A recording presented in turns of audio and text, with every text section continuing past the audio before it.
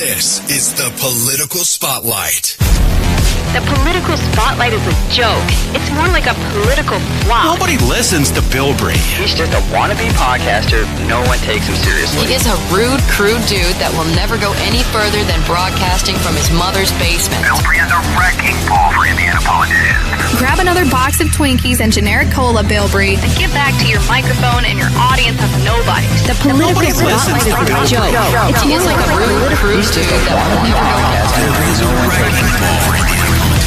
Shut that stupid Bilbrey up. Well, hello there, ladies and gentlemen. Salute. Hey, it is Friday. We're not supposed to be here. I wasn't supposed to be here today.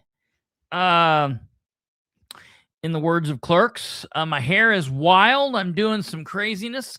I went and took a drive before going live on the property, and it was crazy. We've got some wet weather coming in, and hopefully the temperature is going to come down just a little bit, but not too much. I'm not ready for the late summer period of summer yet. I still want us to have some summer left, but we could bring down the temperature. I don't really care about the temperature so much as we could bring down we could bring down the humidity. No, my hair's wild because I was on that golf cart and I was zipping across there. It was crazy. I almost thought about going live outside again. I wish I would have done that. But we are live from the studio, ladies and gentlemen. We got the lights fixed. We got our color back and everything's going good. We're here. It's a Friday night. We were not here last night, and I apologize about that, but I had a lot of writing I needed to get done. Each week, I publish a lot of different written pieces that I put on Facebook or Twitter or to other places and help people out with things. And I needed to get some of that done. It had built up, and I needed to get it taken care of. So that is what we have done. And tonight's show, as you can see by the title, says a look at Madison County, Indiana, on a Friday night in July 2026. Pretty generic title, if I do say so myself. And I do say so. I'll give you a quick rundown of tonight's episode just to let you kind of know where we stand on the show this evening. It's Friday, and we're not even supposed to be here today. But alas, we are. So let's do it. A special Friday night episode. They're always fun. They're always good episodes. Tonight, we will be joined by contributing correspondent Dr. Katherine Callahan here in just a moment. I keep seeing hashtag Kathy fatigue. We'll see if by the end of the evening you guys are Kathy fatigued, or if you want more. It's up to you. You guys got to let us know. We will be welcoming Dr. Katherine Callahan back to the program for this very special Friday night episode. And look, I'm just going to be real upfront and honest with y'all. It's been over a month since Katherine Callahan was here last, which means there is no possible way I could even begin to tell you in the description or even come up with writing a show schedule, show notes, or have a list of topics. Generally, I can do that, but I found anytime Katherine and I talk about what we're going to talk about, within the first couple minutes, that always changes. So there was really no way that I could get a legitimate set of show notes, a description of what we would be covering in what is almost sure to be a hodgepodge of ADD-fueled thoughts about politics and government goings-on in Anderson, Indiana, Madison County, Indiana, the state of Indiana, quite possibly the nation. I think we're going to be talking about some amendments tonight. And who knows, I might even get a chance to throw in some comments about Muncie. I've got a couple comments and posts that I've made today that's getting me a little bit of heat, and I would maybe like to talk about that and get Katherine's perspective on, but we'll do that towards the end of the show, because for the majority of the show, we're going to be focusing on Madison County. It's been about a month and a half since we did a Madison County update, and so I felt it was time. So join the ride. It's bound to be wild. I will say before we get started, we're getting ready to bring Katherine up, but before we do that, please, before I piss you off or before she gets up here and pisses you off, please, if you would so kindly consider going through and smashing that like button right now. Give us the finger or the thumb, whichever way you want to do it. Smash the thumb, give us the finger, and let us know you like what we do here. Even if you like or don't like tonight's show or last night's show or the show before that, whatever, just give us the like. Has anybody heard from Maxine Waters? She's not answering my text. No, it's been a day or two since she's contacted me. So smash that like button, subscribe if you haven't, do all of that. We know you could be anywhere, whether you're watching this live or on replay, and we very much thank you for sharing this time with us. You know that you can find us in many different places. If you want to get a hold of us, you can call the studio line. Don't call me while we're live. I won't answer. But you can send us a text. You can email us, do all of that stuff. You can find us over here on these places on the side. We can also be heard on all major podcast hosting sites. So if you have not had the time or don't like watching us on YouTube and you're like, hey, I'd rather listen to you on audio podcast form, you can do that on your own time while you're riding, driving, using the bathroom, doing whatever you do, mowing the yard, and give us some love that way. So without further ado, we're going to go ahead and bring up the Korean wonder, Dr. Katherine Callahan. Everybody wants to be me. No dogs, no Chinese. Right? Listen, it's on tonight. I'm telling you that right now. I'm not taking your mouth. I love it. I've been rested up. I've been in Guatemala. Yeah, how was that? They let you there too? Listen, the girls were like, who the hell goes to Guatemala? Right? That's what they picked. Because my girls, they speak 3 languages. So my girls said, Mom, we're gonna go. Let's go try to get kidnapped. We're going to go ride these 4-wheelers. I said, okay. Okay. And they said, and then we're going to ride to the top of the volcano and we're going to cook pizza in the volcano. Guatemalan pizza? I said, okay. So we get to this place, and I speak enough to be dangerous, but so my girls are very fluent. So they're trying to translate. Well, I'm texting on my phone, making videos, like doing, my ADH normal stuff. They said, Mom, you got to lock in. This is like serious. So my girls are like, you got to have your helmet. You've met them. They're like, very by the book. I said, listen, hilarious. If Mama doesn't know how to turn on a key and hit the button without listening to their language, we all in trouble. Yeah, that's hilarious. Right. But let me tell you, it was some good pizza. What kind of pizza was it? It was, they had anything you wanted up there, but you have to special reserve this. I highly recommend it. It was probably the best part of the whole trip. I will not be going to Guatemala. I promise you. Listen, they took you on these 4-wheelers. You're really like, it was off the chain riding those, but I had to drive because, it's that control issue I had. And right. So yeah, we had vegetables on it. We had pepperoni. Well, it wasn't pepperoni, some type of salami on it. And so we had it, we cooked it up, and we just had a great time. And you know what I got when I got back?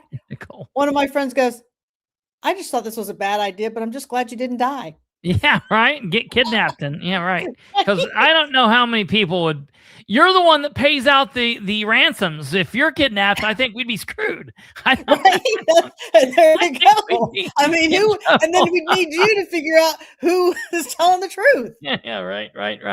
Hey, real quick before we get into all of this, I do want to say, I think we got a new viewer that might be here, Alpha City Gun Club. I don't know that I've ever seen you here before. Welcome. Hey, hit subscribe if you're so inclined. I hope that you, with your Alpha City Gun Club eyes, have spotted a couple of my pieces down here over this shoulder, a Glock clone and the Lux, the 380 Sig Lux, very expensive little 380 gun, really bizarre, but it's purple and it has been here before. I don't know. I don't know. I guess I'm just bad with names. Got a 2011 up here and my Scorpion down here. I think what I'm going to do is about once a month. Who cares about guns? Switch these things out. Hey, we're talking to Alpha City Gun Club here. This is what that person does. Kate says it's Alpha Cuddy. That's... Yeah, I don't even know what. Just glad she didn't say the C-U-N-T word. Yeah. With the Y. Yeah, I don't know what was going on. So, okay, what are we doing here, Catherine? What are you, what's happening? Listen, I just want everybody to know that I dedicate this show to my friend, Nicole Kapazinski, who has had herself ripped out of seats that she was elected in. And I laugh with you, Nicole. I'm not laughing at you, Nicole. But, I just want to say thank you for giving us a platform that is going to be off the chain. Hey, for me, Alpha City, I just love to sell guns. Alpha City, I'll even bargain and make bets with Kristopher on guns. That's how good I am. That's true. I'll give a gun away. That's true. That's true. And I'm good to my word. I even wrapped it with a bow. No. So I just want to why don't we start with this first? There's a lot going on in Madison County, and anybody who's watching this, a couple house cleaning things going on. So everybody saw that I posted about the Madison County Health Department, how there was an altercation there between two employees, and then the supervisor just sat and ate popcorn while this all took place. From my understanding is the two that were in the altercation, they were both, terminated, resigned, something like that. And then the supervisor. So wait, I only knew the one was. So are you saying the what we consider the aggressor, she was eventually let go too? Well, and they both were let go. I mean, and so, which is so weird, right? So they were both let go. And then the supervisor who supervised this and did really, according to the police report, nothing. She said, I thought you were playing around. Yeah, she got a 5-day vacation. Yeah. So I don't know if that's a reward or what. So fast forward, it's been over a month or so. Now suddenly the supervisor either has resigned or has been terminated. I don't know. But if anybody could let me know if they know I know she's not present is my understanding, but if somebody could let me know, that would be great. That is going to open a whole can of worms of itself, because that was Stephanie's right, left, and middle hand. Yeah. Well, so I want to say this about this. A lot of people that are watching this, if you're from my world, you probably don't know what Catherine's talking about. And I'm not sure if Catherine's made a whole bunch. I know that she posted the probable cause affidavits or whatnot. I don't know what exactly. I think she just fell over. I don't know. Catherine, are you okay? Oh yes. Okay. She got herself up on the floor. She posted about this. I've not said anything about this for a couple of reasons. So one, I don't know if the person that I've been talking to that Catherine turned me on to and turn us onto each other, I don't know if she's watching, but I do want to let you know, because I spoke to her again yesterday, and I want to let you know that I do have the phone call. I have the phone call into my person to get you the time or the appointment. And I knew we were going into the weekend, so it'll probably be the first of next week, but we will make this happen. So I've actually read these reports. I think what the police did over there was ridiculous. I've never read a more ridiculous police report. Essentially, you have county employees inside a county office, and one of them physically attacks the other. And that's only after they wouldn't let him out of the room. Well, yeah. I mean, it's a wild deal. But the victim the person that I'm calling the victim, who was clearly by the report, the victim is the one that got arrested. Now, I have heard, since you and I've talked, that the prosecutor's office has declined to file formal charges. So they're not filing formal charges against the victim. So then the victim was like, well, wait a minute, because I'm the victim, so I was arrested and you shouldn't have charged me, so that's good. But I think you should now consider charging the person who was actually the aggressor. And the prosecutor's office is like, no, we can't do that. And I think that's bull crap. And then the victim either was fired or made to resign, one of those two things. Either way, I think that was wrongly done. And I think that she has county cops, county bizarrely, it was the county. And why was it the county when it happened in the city? Because it was in the county building. So it's like county property. It's on county property. So that's why. A lot of people take issue with that. But the one common theme that I've seen through the whole thing is, where is the health administrator, Stephanie Mellinger? Yeah, weird. Isn't that strange? I mean, I can't even, to me, it's starting to sound like she can't handle her doctorate program and manage the health department for $95,000 a year that we, the people, are paying this woman. Yeah. Now you just need to tell us the whole story. Well, because why does Stephanie come into this? Well, because it was in the health department. It's her department. It's her department. Okay. Shows how incompetent she is. So, yeah. So, and the only reason I have avoided saying anything is I want to make sure that the woman gets a chance to talk to the attorney and we don't cross any steps. That's the reason I've been walking around it. So I want this lady to talk to her attorney first, and the attorney give me the okay that, yes, we can blast it. That's the only reason I've held on. And maybe you can repost the police report. Yeah, I so will. People can read it later. I will, because that's all public documents. So I mean, we can do all that. What? People should tell us their take on it. Yeah. We can do that. I want to get her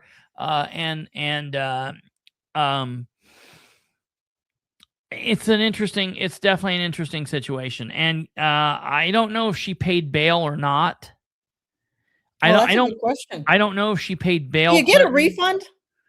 Well, yeah, you're supposed to. Like, how do they get that off of social media by plastering her like that? How does they don't get it off social media? That's the bad thing. I mean, and today it's social media. It used to be the paper, because they'd put everybody that was arrested in the paper, right, and whatever, and so that's the whole big thing, and it would ruin people's lives, even being innocent until proven guilty. But you still do this. Now I'll tell you, when I was arrested for speaking in the Winchester City Council meeting in November 2017, I specifically tried calling my wife at the time, my ex-wife now, both my wife and my mother, who were together, and they had went to the prosecutor's house, and I tried calling them to say, don't bail me out. I'll stay in here. I know they'll release me in the morning. Don't come pay money. I'll stay here. But they came and got me. I was like, no, I'm not going out there. I'm refusing that. They told me I couldn't refuse it. I almost got arrested in the jail because I was like, I'm not leaving. You got to keep me. I'm not paying. I was like, I'm not leaving till you take a mugshot and fingerprint me. They thought it was so stupid what I was arrested for. They weren't even going to go through the steps. I was like, I am not leaving until I get a mugshot and I get fingerprints. I don't ever want any of that. I'm taking the full ride. I wanted the mugshot because I was going to use it for advertisement. I was going to use it for campaign signs. I was going to use it for this kind of stuff. I knew it was a bad deal, but they paid bail. It cost me $110 to get out. And then when the special prosecutor, that's cheaper than Monopoly. Yeah, right. Absolutely. When the special prosecutor, because I was arrested for B misdemeanor disorderly conduct. So it was not like battery. Battery would have cost me $250. A misdemeanor battery would have cost me $250. But at the end, when the special prosecutor, after a month and a half, made the report stating that they were not filing charges in the arrest because I was unlawfully and unjustly arrested because I used my First Amendment protected speech, the most protected speech being political speech, and that's what I was unlawfully and unjustly arrested for. Once they made that ruling, I took that determination to the sheriff's department and I got my money back. But it's because I had to stay on their asses. If you don't do that, they'll fight you. You think the most protected amendment is your freedom to speak? No, I didn't say no. No, that's not what I said. I said the most protected speech of free speech is political speech. Okay. You get what I'm saying? Yeah, because I started thinking about that and I thought, I would think the most protected should be someone's vote, but clearly everybody's shown us that that's not the case. Well, but see, I think a lot of that falls under what happens there, and that's she attempted to do a nice segue there, and that's what we're going to be talking about a lot tonight. See, the thing is with that, a lot of that, who you support politically, who you campaign for, who you're out stumping for, what you say politically, what you're doing, a lot of that is covered also under the First Amendment because that's political speech. So me going out and saying, arrest and kill the child molester. That's kind of threatening, you know. Yeah, right. I was thinking maybe that's a little crazy. Like a TIA or something? I mean, yeah, right. Yes, right. What's happening? I was just letting you know what I think. Arrest and kill a child molester. You got a blank stare? Hey, no, I think that's great. Arrest and kill a child molesters. I think that's wonderful. But no, I'm just saying our speech is protected, but the law holds depends on what county you're in. Yeah, well, that's true. That the political speech tends to be the most. It should be. Because that's us speaking against, the powers that be. So that's the reason I said that. But no, okay. So all right, moving on from there, we will eventually tell the story of the arrest in there. But I just wanted her to know that we are getting the attorney, so that will happen. So the next thing is, because we haven't been on for a long time. The other thing is that the World's Fair is going on in Lapel this weekend. Well, what does that mean? I saw you posted on that. Did you not see me on a live thing today where I was up there during my lunch hour going down the streets of Lapel? I saw that, but I don't understand. What are they doing? What are they saying? This is their World's Fair. This is where you can have a walleye sandwich or... Do they do this every year? Every year. It's the second weekend. Lapel does it. Yes, it'll be a big parade. Several of your elected officials will be out if you want to come out and ask them questions. I do know that Democrat Phil Gift will be at Coffee Grounds there in Lapel around 9-ish tomorrow. He's happy to answer anybody's questions or concerns. He's running against Roray. And I just want everybody to understand, if you go to hit that button on Roray, and let me explain, I am a Republican.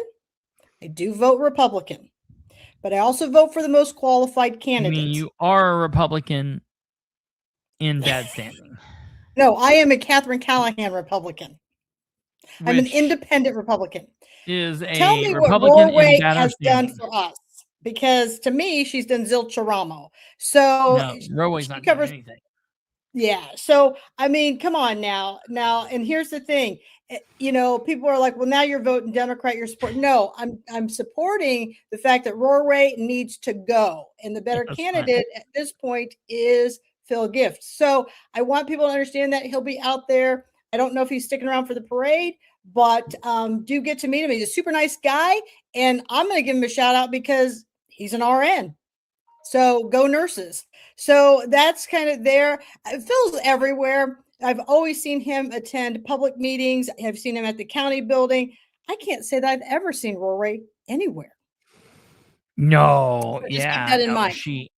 She doesn't do anything anywhere. She is so bad. Yeah. The other thing is the Tea Party. I believe it's on the 16th. It's the third Thursday of the month. Victoria Sparks is going to be there in Madison County. It's open. It's free to the public.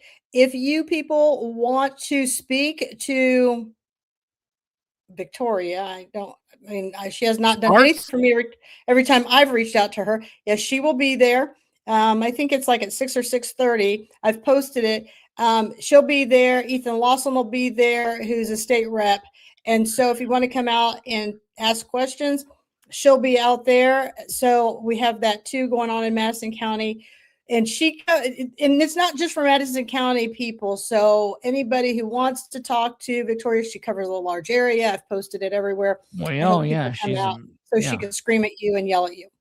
So there's lots more going on in the county. Oh, I get an I told you so. For all you people out there who think I lost the election, I never lose, right? It was a big win for me because all these people who believe that Gaskell's this God, great, wonderful person, you're getting a new neighbor in Alexandria. That carbon plant is coming in. And you can go thank him. I warned you, I told you, and there you go. And those plants are very dangerous. And so anything can happen. So good luck to your new neighbors. I am glad I'm down here in Lapel and that I fought LKQ and we didn't get that. So we'll look and see what happens there. And so, it's just one of those things that I'm just excited. Stumblefoot, I'm not taking your stuff tonight. Okay. All I need is Jack Black on here. So Jack Black, who's that? Joe Black. Joe Black. No, hey, I wanted to answer him too. He did say something that's very important. Joe up here. Joe said, "Are any cops in Henry County going to be fired for their flock abuse?" I will tell you, Joe, because I don't think you heard this the other night. Maybe you weren't on. I have heard that those two deputies that you're referring to are still off. They're still on administrative leave. They're being paid leave. I don't like that, but they are not out violating people's rights at the moment. That's good. The investigation is ongoing. The state police that started to investigate that, they got covered up with a bunch of police action shootings. Bam, bam, bam, bam, bam. And so they had to shelve that investigation for a minute. They just picked that investigation up within the last week or 2 weeks. So they are currently working on it, and we should have a conclusion soon. I'm saying we'll probably hear something within the next month or month and a half. All right, back to you. So, and for all those people who dogged Nicole Kapuzinski or decided you did not want to vote for her, I just want you to know she told you so too. She told you the waters were contaminated. She told you where they were contaminated. She's been doing this for several years now. People have fought her, have beat her to death, and left her on the side of the road. I just want you to know it's now coming. The EPA came out this week and they were just like, hey, we got some serious problems with the water in Madison County. So it's all just coming together like a great plan. If you missed it in Lapel, we have where they overcharged Brockway $3 million in water fees. Let me ask you about that, Kristopher. Now, if you for years have been overcharging for water fees, who's responsible for that in the town? Is that the clerk? I would think it would be the clerk if they were sending you out. If your utility fees are coming from the clerk's office and they're the ones that you're paying, and the clerk's office has been charging and overcharging you, yeah, I would think that would be a major problem. Oh, no, Kristopher. It wasn't the clerk's fault. It was the company that they contracted with as a consultant. But don't worry, because when they brought in a new consultant, that's the one who caught it. Oh, God. Well, who made the contract? Who hired these people? Yeah, that's a problem. And so now we have to clean it up. So, there is look at this person. This person just loves me, whoever this Bo is. You see, here's the difference between you and me. You can talk all you want. I actually do my things under my name. It doesn't bother me. If you think that carbon plant isn't a problem, why don't you go buy up all the homes around that area at market value today? And then we'll see what happens. I'm not concerned at all. It's going to be epic of a disaster. So, it's just one of those things. You got homes really close by there. They're thinking nothing can go wrong. It's kind of like an oil rig, right? You're out there working on it. You think nothing can go wrong, but the slightest move or somebody makes the wrong thing and combustion and boom, there, bang, it's all over with. So you can think it's as safe as you want, but it leaks into the environment. You clearly haven't done your level of education, but go ahead and do your thing. What the hell?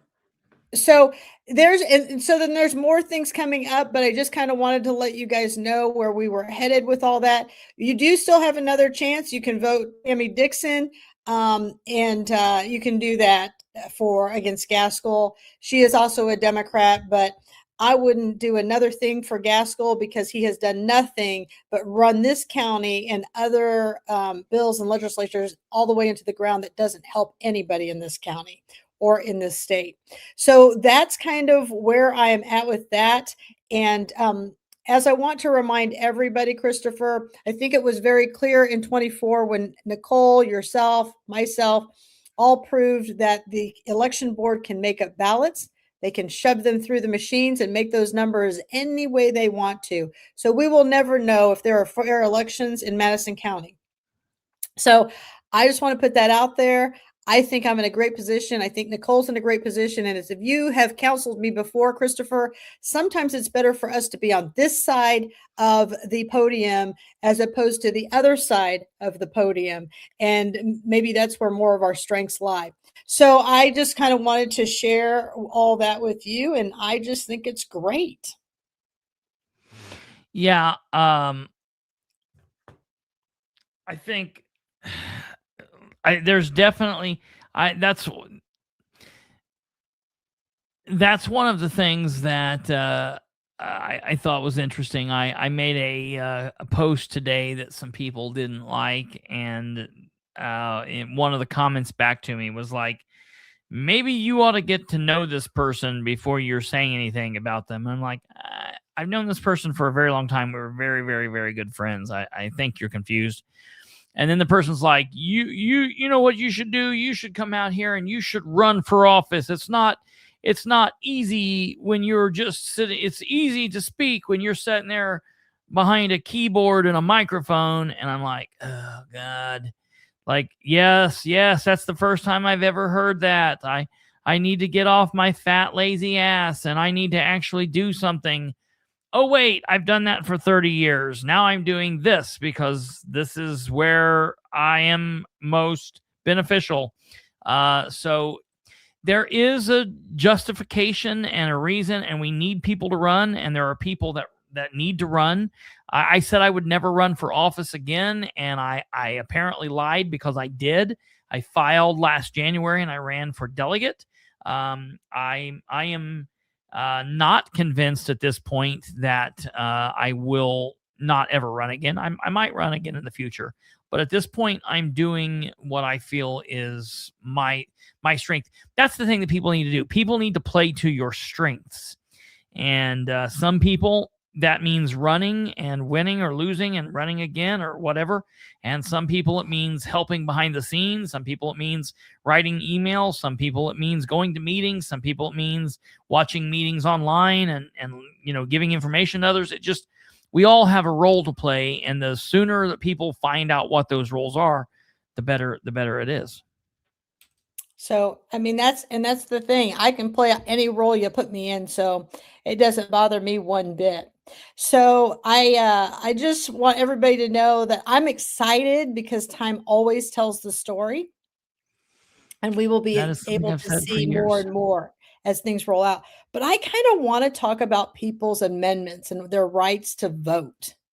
Okay. Yeah, And with something we've been talking about for a minute. this is the big topic that we're all talking, that we really came here tonight because there's been a lot going on behind the scenes. Just so everybody kind of knows where we're at with this. And, as I look at all of this, there were over 1,200 voters that came out to vote for Nicole Kapuzinski, and she won. And then I had no idea that like 6 people could rip her of her elected seat. I really thought that elected officials, I mean, unless they like committed murder or molested a child, and well, even if they do that, that they would be removed from their seat. I didn't know that because somebody speaks the truth, that or because people just don't like them, that they can be removed. I had no idea.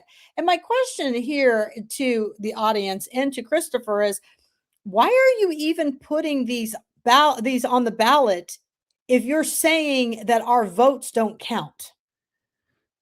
Well, so I think that this is important, and so everyone's aware.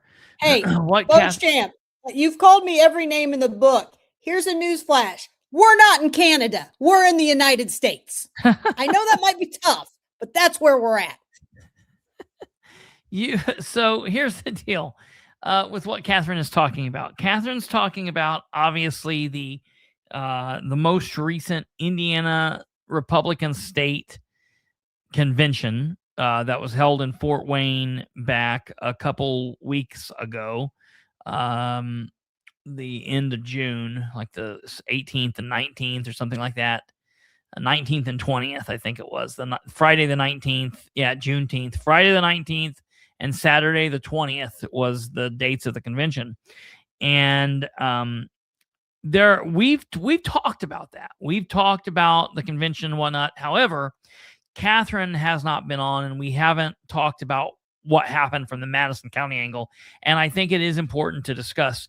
So people are aware. You remember a couple weeks before the convention that I went to a 5th district, a kangaroo court, and that's when we recorded it. And they put Katherine in batter standing, and they put Nicole in bad standing. And this is a very weird line, and I'll be honest. I agree a lot with what you're saying. I'm partly conflicted. I've got some conflicted feelings here because what Katherine's saying is obviously people, in my opinion, should be up in arms if someone is, say, elected to the sheriff's office, duly elected to the sheriff's office, or someone is duly elected to the council, a city council, a county council, commissioners, the mayor. Someone is duly elected as a judge or prosecutor or the auditor or something like that. And then after that person is duly elected, somebody would come in and be like, nope, you can't be in the office, gank, and you're ripped out. Okay. Obviously, people would, or I believe should be, up in arms about that. The positions of party chairperson, party chairperson is not elected by the people, it's elected by the party, but precinct committee person and state delegate, they are considered party seats by the party. Okay. My issue is they're on the ballot, and yes. it's anybody that is voting as a Republican, polling a Republican ballot in that primary who votes. And so Nicole was duly elected by the people in her district. They voted her in, and they put her in. A couple people that lost were Chloe Pierce, Chloe Agonost, whatever her name is. Agony. Todd Cole, even our auditor couldn't win. The auditor couldn't win a seat. And that's what I want to address with Nicole. No, Nicole, elected delegates and elected officials are different. No, they're on the ballot just like anybody else. If we're going to have that they're different, then run a different election. I mean, that's just the bottom line with that's that. the thing. The issue is when you put it on the ballot the way that you do, and you let people decide, and then you say, okay, we can come in and decide. Because I will be honest, I think that delegate is just a bit different than precinct committee person. They're both party positions, I guess, and that's the reason they're saying they're able to do it. But I think in that case, then, like you said, they need to not have it on the ballot. Taxpayers should not be funding it, and they should pick it internally. And I want to say something out loud. I've written this out and putting this out there, but I want to say this because this is something that needs to be said loud and clear. And I was appalled by this. And I'm going to be real careful here because I want young people to be involved, and I love young people being involved. But there was a delegate that was down at the convention, and they made a big stink about it. He was interviewed by several different news stations, and they talked about him being, quote unquote, the youngest delegate there. He was the youngest delegate there. And but he didn't win. So it happened to be the son of Mario Massimilli, or whatever his name is. It was his son. And I was like, man, I know a couple of other really young kids that I know from Delaware County, like one that won, and a couple other counties that won. And so I just, out of sheer boredom, decided to look and see, like, wow, how much did he win by? And what's interesting is in Hamilton County, is it Hamilton County or Hancock? It's Hamilton. Hamilton County, Mario is the Republican Party chairman of Hamilton County. And he and his young son, 18 years old, just barely 18, both ran for delegate.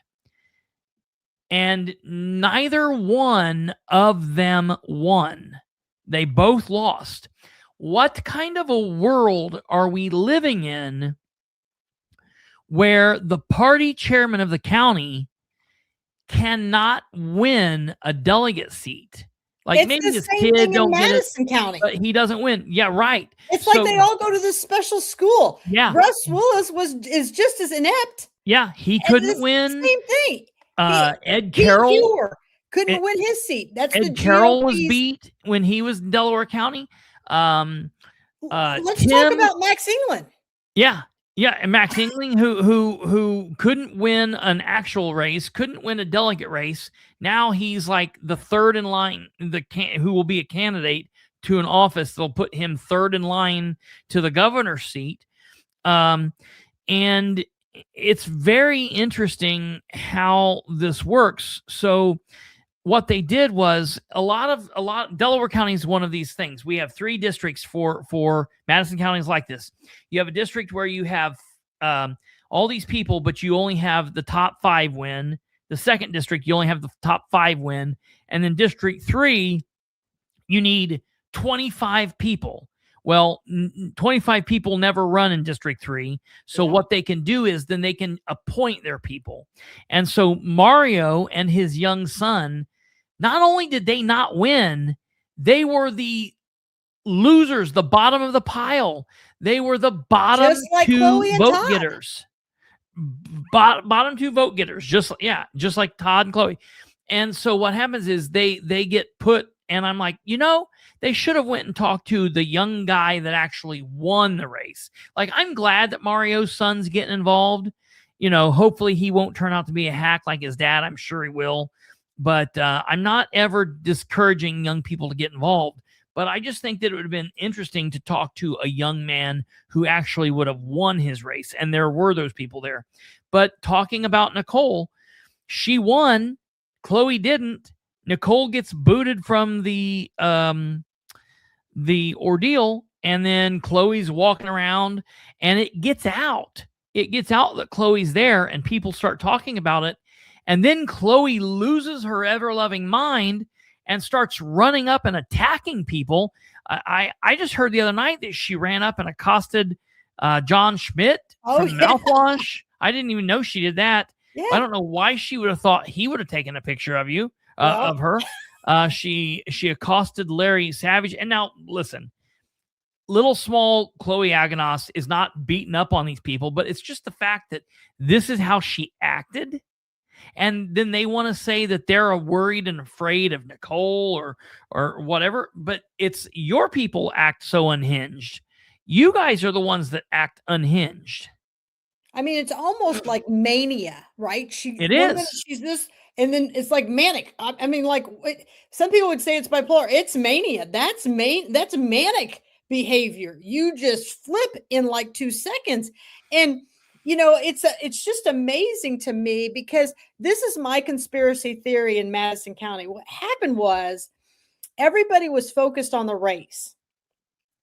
So what happened was, they go and they have the race and they make sure, okay, McHale's beat Nicole because we've got enough ballots stuffed in there, and we've got Katherine out, we've got enough ballots stuffed in there, but we forgot about the delegate seat.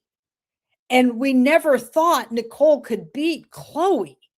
And we never thought, so we didn't have to worry about that. Well, they weren't paying attention. So they kind of showed their cards that something is going on with our election process in Delaware County because Nicole didn't just barely squeak by in that delegate seat. She won. I mean, she had more votes that could have beat McHale in their election with the seats they were running for city council. So, it's always amazing to me because you have McHale Vaughn, you have Christy Grabowski, you have Jonathan Culp, you have these people who are electioneering in the chute. They are committing a class, I think it's a class A or class B misdemeanor by electioneering in the chute. They're doing it for 9 hours. No one from the county election board has a problem with it. As a matter of fact, they come and stand and talk to them and chat it up. Even though these people saw on video where they were doing the measurements in 24. But we can't get a hearing on that. So this to me, and when I talk to Nicole, I see this in a positive light. Because this gives Kristopher Bilbrey a great platform. It gives us reasons to come here and talk about how broken the process truly is. I mean, that's the whole thing that we have to look at it. If GOPs cannot win seats, they shouldn't be the GOPs. You mean that like the chairs or the people? Yeah. They're chairs. And even if they're like president, treasurer, all that, they shouldn't even be in those roles. Now, as we roll into some of our amendment rights, there was an editorial in the paper a couple of days ago, and I've been so crazy busy at work that I haven't even been able to get out of there in time. But it talks about our amendments, what our rights are, what our voting rights are. And I feel like this election process in Madison County for this one has taken us back 100 years. Watching women come after a veteran. Nicole has served our country, everyone. I don't care what you think. I don't care what you want to believe. She has served our country. She's allowed to go to the VA. Okay? So she's got benefits. So what's going to the VA got to do with anything?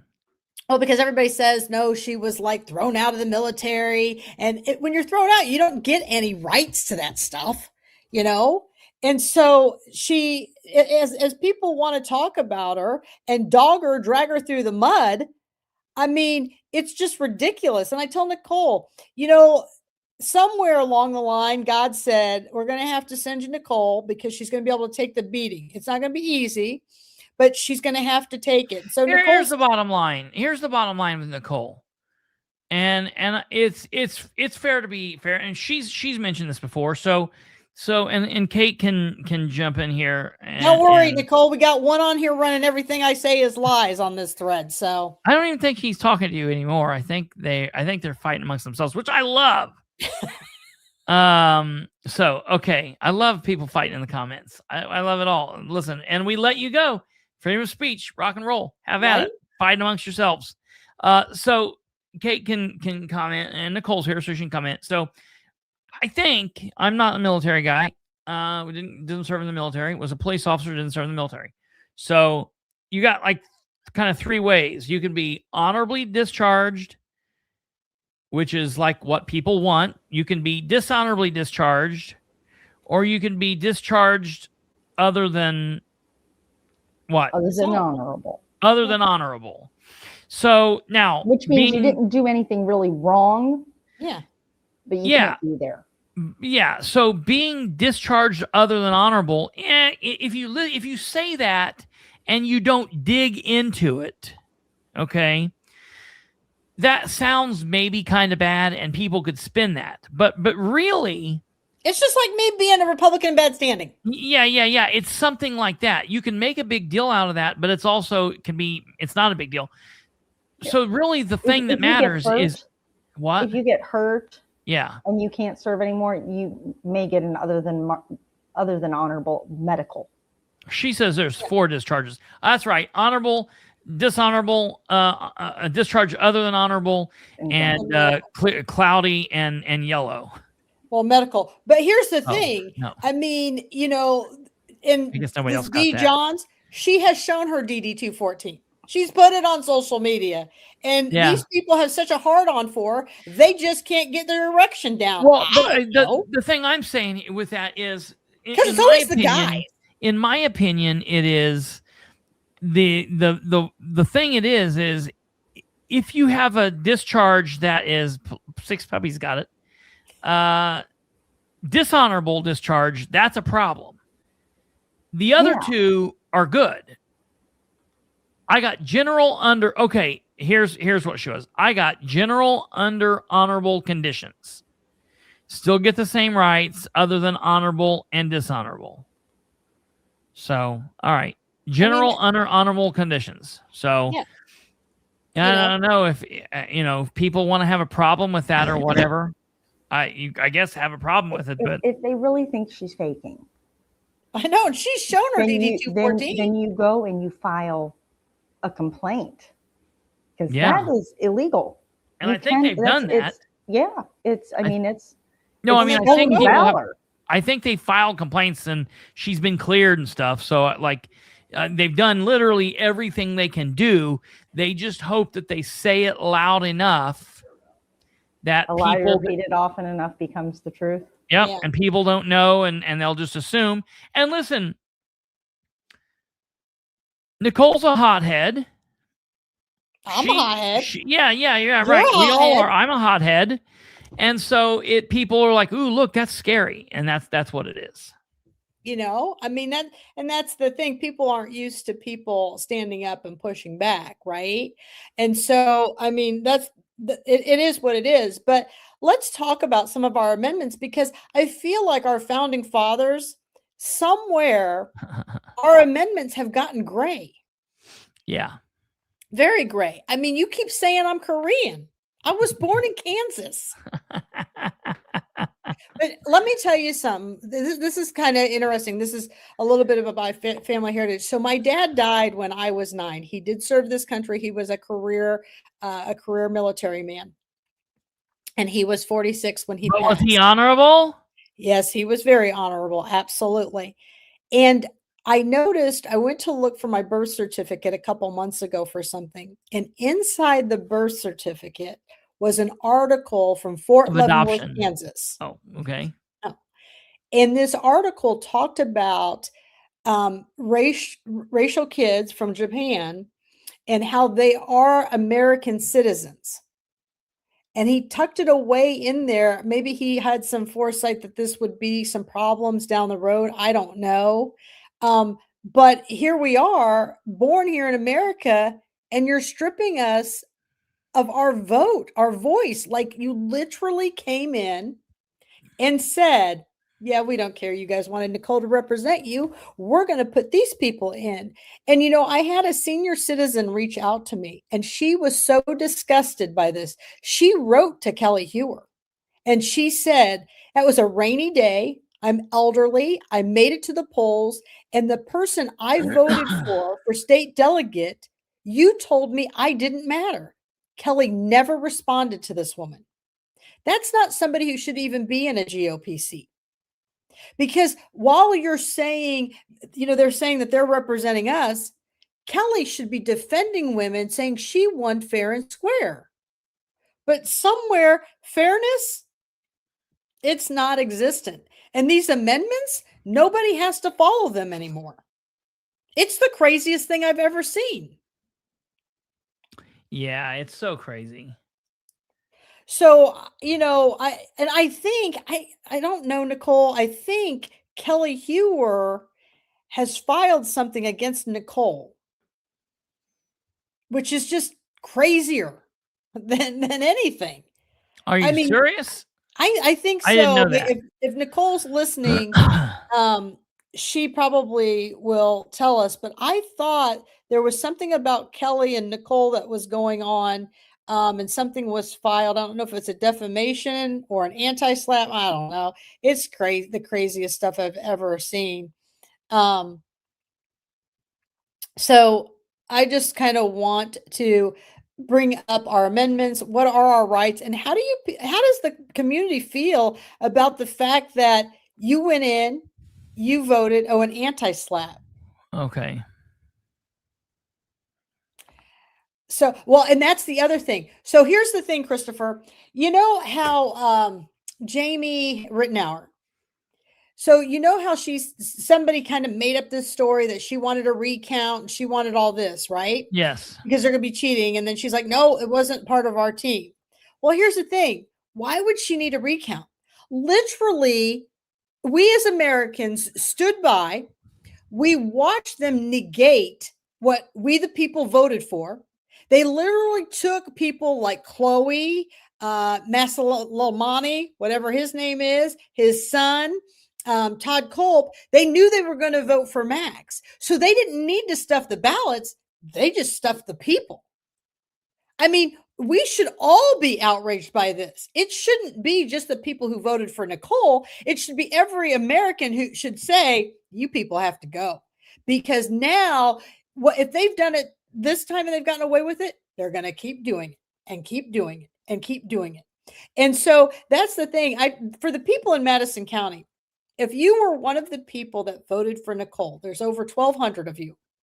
If you get somebody registered to vote and you get one or two people to the polls and you vote against the people who are corrupt, we could turn the tides this election in Madison County. Right. Because that's enough to swing the votes another way. Whether you're a Democrat or you're a Republican, you got to get out of that mentality, and you've got to educate yourself and vote for the most qualified person. Absolutely. And that's something we're failing to do miserably. So, it's going to be an interesting, and what's really even more interesting about this stuff, Christopher, is that I believe for Nicole, the attorney that Kelly has gotten to represent her is Abdul. Abdul, that's crazy. Doesn't he run some type of page Indie calling politics out corruption? Yeah. Indie politics. I mean, that just blows my mind. So weird. Hey, keep going. Stay here real quick. I got to step away for 1 second, but keep going. Sure. So, I mean, as we go into the general election, we really need to take a big picture of it. Now, you can do as you please, and you can go in and vote straight ticket. To me, that is like political suicide, because you're voting for a color. You're voting for a party that doesn't fully represent the people.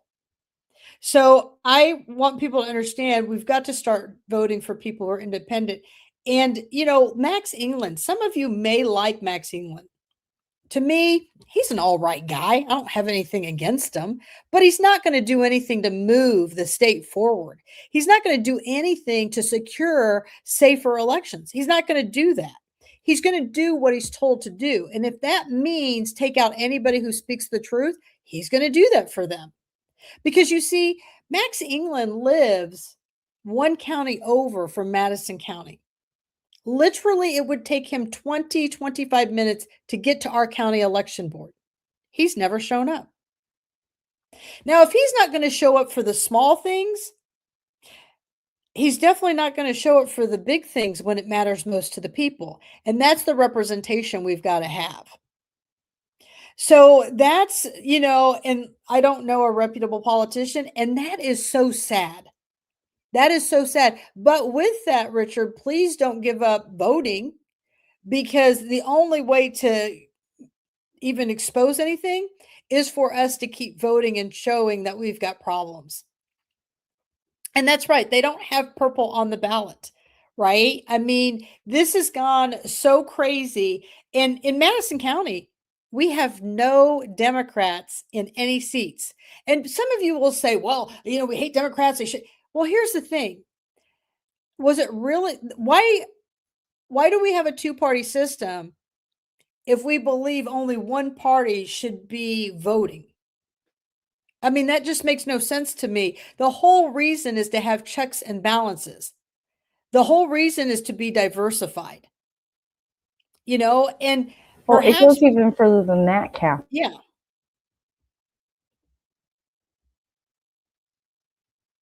Why do we have two parties when should be allowed to vote on everything? Even in the primaries. Agreed. I mean, forcing our hands. They say that voting is supposed to be private and secret. Well, it's not. You get to pull my Republican ballot in the primary and show everybody. It's not secret. And then you got somebody like Scott. Wait. What did you just say? They get to show my ballot. To who? They get to say whether I'm a Republican or I'm a Democrat. How's that private voting? Well, what do you mean? Who gets to show that? You can pull my election record. Everybody can, but it should be open voting in the primary, and it should be open voting in the general. I shouldn't have to pick a party. I should be able to vote for the most qualified person. I'll tell you right now, if we took those out, I'd win the primary every single time. Here's Tommy Ice. Like he said, I voted for Nicole and they booted her out unfairly. He took the time to show up. You're saying that Tommy's American vote doesn't count? Oh, but it counts if they would have voted for Chloe. It counts if they would have voted for their boy Kyle. Give me a break. I mean, this is corruption, people. They are blatantly throwing acid literally in your face. This is completely out of control. This is abuse of power. And so that's the whole big showdown is, for me, the fact that they did this for Nicole, I'm very happy about it. Nicole's not very happy about it. And this isn't a slam towards Nicole. It's just that now she has exposed just how bad the corruption is. You know what? She has shown the desperation. She has shown what lengths they will go to. And now they're so out of control, they're showing all their cards. These guys don't even know how to play poker anymore. I mean, that's the thing. They are just like, oh, we're going to do it. Here you go. I mean, that is craziness at its finest. And what has happened? What were the rewards because Kelly Hewer did this? What was the reward for her? Kelly Hewer is now at the state level. I forget what her position is, but maybe Nicole remembers what she's been promoted to. And then did you know that Kelly's husband could not win in his area in the primary? He's actually never won an election, but Pete only needs so many more months in order to pull a retirement. So if they keep him in the position and Kelly in the position, they could eventually caucus him in. He could get a few more months and then he'd get a retirement because he's served in so many times that coming in as a caucus, but he's never won an election. They just appointed him to the IURC. That's so crazy. People, if you ever get the chance to listen to Pete Hewer talk about his resume, he usually talks about his whiskey and how he sits around at night And then he talks about all the jobs that he's either been dismissed or lost from. Right. That's something he wears as a badge of I courage. just can't even fathom how he is going to benefit any of us on the IURC. That's right. That's not what he's appointed for. He's appointed to just simply stamp it with a rubber stamp and say, yes, thank you. I will vote however you tell me to, as long as you keep my wife and I in the powers that we need to be in. This is ridiculous. We have how many Americans in this world that could come to the table and could really help us change what's happening here? But we're really going, I mean, this is just out of control. But we always see one person who serves on 5 boards. We always see, and if they run out of their time to be on those 5 boards and they're needed on other boards, what do? They bring in their family members. Yep. This is craziness. And who showed us more than anybody? Mario Massalamani. He showed us exactly. Listen, we can lose, but hey, I'm still putting us on the seats. I'm still going to make sure we're going to go in there and vote. Is she Poland Audi? Yeah. I liked it. I mean, that's how crazy all of this is. And and here's the thing. My patients schooled me because they said, I didn't vote for that. Quit saying the elections have consequences because we didn't vote for that. And that's why I've changed my whole tune. My whole tune is it's what you tolerate. You get the government you tolerate. Yeah. And I'm not tolerating this, and nobody can say over the past several years that Kristopher Bilbrey hasn't made a difference. No one can say that Sean Smith hasn't made a difference. No one can say that Katherine Callahan, Stumblefoot, Tommy Ice, Nicole Kapazinski, Maureen White, none of us have made a difference because we have. It's just a very slow process because it's a disease. It's like a fungus that you just have to keep trying to move out and work at. But eventually it will come. Kerry McFadden's another one. Look at all the hits he's taken. I mean, we are just people who were raised by parents between right and wrong. That's all we are. And for some reason, because our parents instilled morals and values in us, we're the ones that are shunned. It's craziness. And so I don't know why we would ever be at this length, but again, it gets so deep and the layers are so deep. It's just craziness. And just like I said, once you get things zoned, you're screwed. And that's the number one thing that Gaskell has done. He has rezoned everything. And then these carbons move in and these data centers move in. And it's just, we are bulldozing the people. Just like I posted an article today. I don't know if people saw that. But like Braun says, how healthy our economy is, how healthy the state is. Well, if that's the case, why are our property taxes going through the roof? Yes. Why do our roads look like crap? Yes. Why are we having toll roads down south? Why are public schools suffering for money? Why are teachers being paid so poorly? Why can't people afford health care? Yes. So somewhere there's a problem and it's a very broken process. When you start seeing people who are in political positions who, to be honest with you, are in elected positions because they really can't function in a real job, have nicer homes than the taxpayers who are working 2 and 3 jobs, we've got an upside down problem. I mean, this is the whole thing. When I sit back and I watch all of this, shame on me for not getting involved sooner. Yes. And that's right. It's like I always say it's better late than never, but yes, people, right? As soon as you get involved, people always feel like that. Like, damn, I should have done this earlier. Exactly. And here's the thing, it is like peeling an onion. And every time you peel a layer, You want to cry more and more because you can't believe this has gone on. Right. So, it's all these different things. Here's the thing. If you're on here from Madison County, please listen to me. Whether you live in the city of Anderson or you don't, pay close attention because I know you know somebody who lives in certain areas. If you honestly think that Jennifer Culp is the best person to be the mayor that should in not the city be of happening. Anderson, let me explain to you that in March of 2024, her husband, who is our auditor, filed a $500,000 personal bankruptcy on his own company. He owned a KOA, a campground. Okay. And what were most people doing through COVID? That's what they were doing. So I don't even know how you file bankruptcy on a campground, but whatever.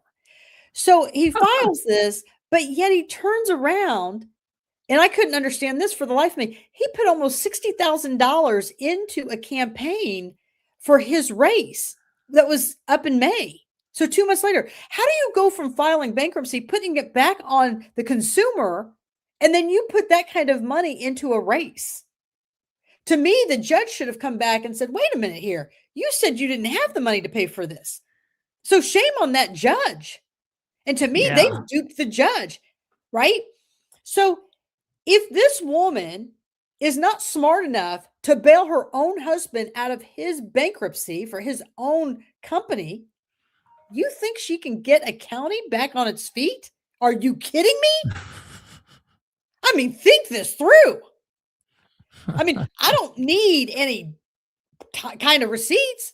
Common sense would tell you she's the last person who should be in charge of the city. Yeah. And if that's the best candidates we've got, this woman literally sits in meetings and tells people to sit down and shut up. Jeez. That's who you want as your mayor. Y'all are crazy. I'm just going to put it out there like it is. I thought it was crazy when the county put Todd Culp in the position with his bankruptcy. But at the end of the day, I'm like, well, I really can't blame the voters because our machines are not secure. And we don't have a prosecutor's office that was willing to go after that. But you've got a prosecutor's office who will go after anybody else to silence them. That's a sad time. Yeah. By the way, a sad time. I just wanted to say real quick, I am here, but I just kind of got a little sick to my stomach. So I'm here, but I'm off camera in case I happen to throw up. So we can keep going. There's no issue. I'm just saving people from something stupid happening. Okay. So I'm still here. I mean, we're still engaging. I'm still good. I'll let you know if it gets crazy. Well, okay. So, I mean, do you want me to read this? Yeah. You want me to put that up? Yeah, we can do that. I can put it up, and then I don't know if you can see it from your side. I can actually read it from my phone, probably. Okay, I'll put it up for the people, but then you can see it there. Yeah, and so let's see. Where did I have that little amendment thing?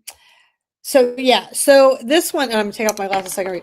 This one says the court's right to protect the 14th Amendment. And this was written, it looks like it was written by the editorial board in Madison County, but I don't know for sure who wrote this.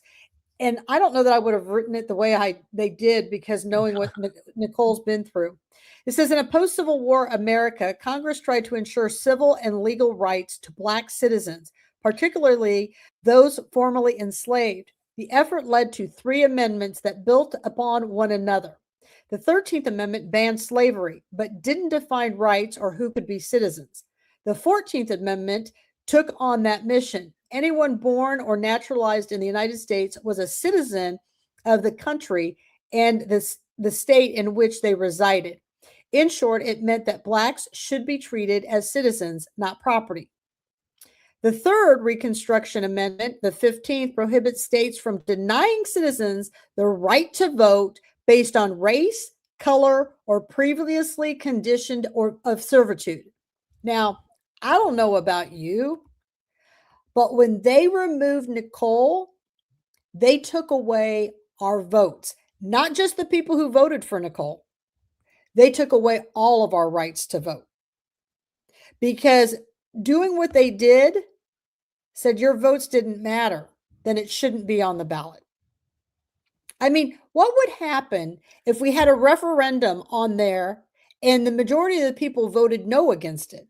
And the other group of politicians who don't know how to manage money said, yeah, I get you guys all voted no, but we're going to make this pass anyways. I mean, this has got problems written all over it. This is far from done. And I got to give it to Nicole for having the energy and the strength to keep going on this nightmare of a road. So as you go, it goes, still blacks, women, and Native Americans would spend decades trying to obtain rights of equality. And what did Christy Grabowski do? She's an elected councilwoman. What did Rachel Landers do? She's an elected city councilwoman, best friends to Jennifer Culp. What did Mikhail Vaughn do, who is running for election?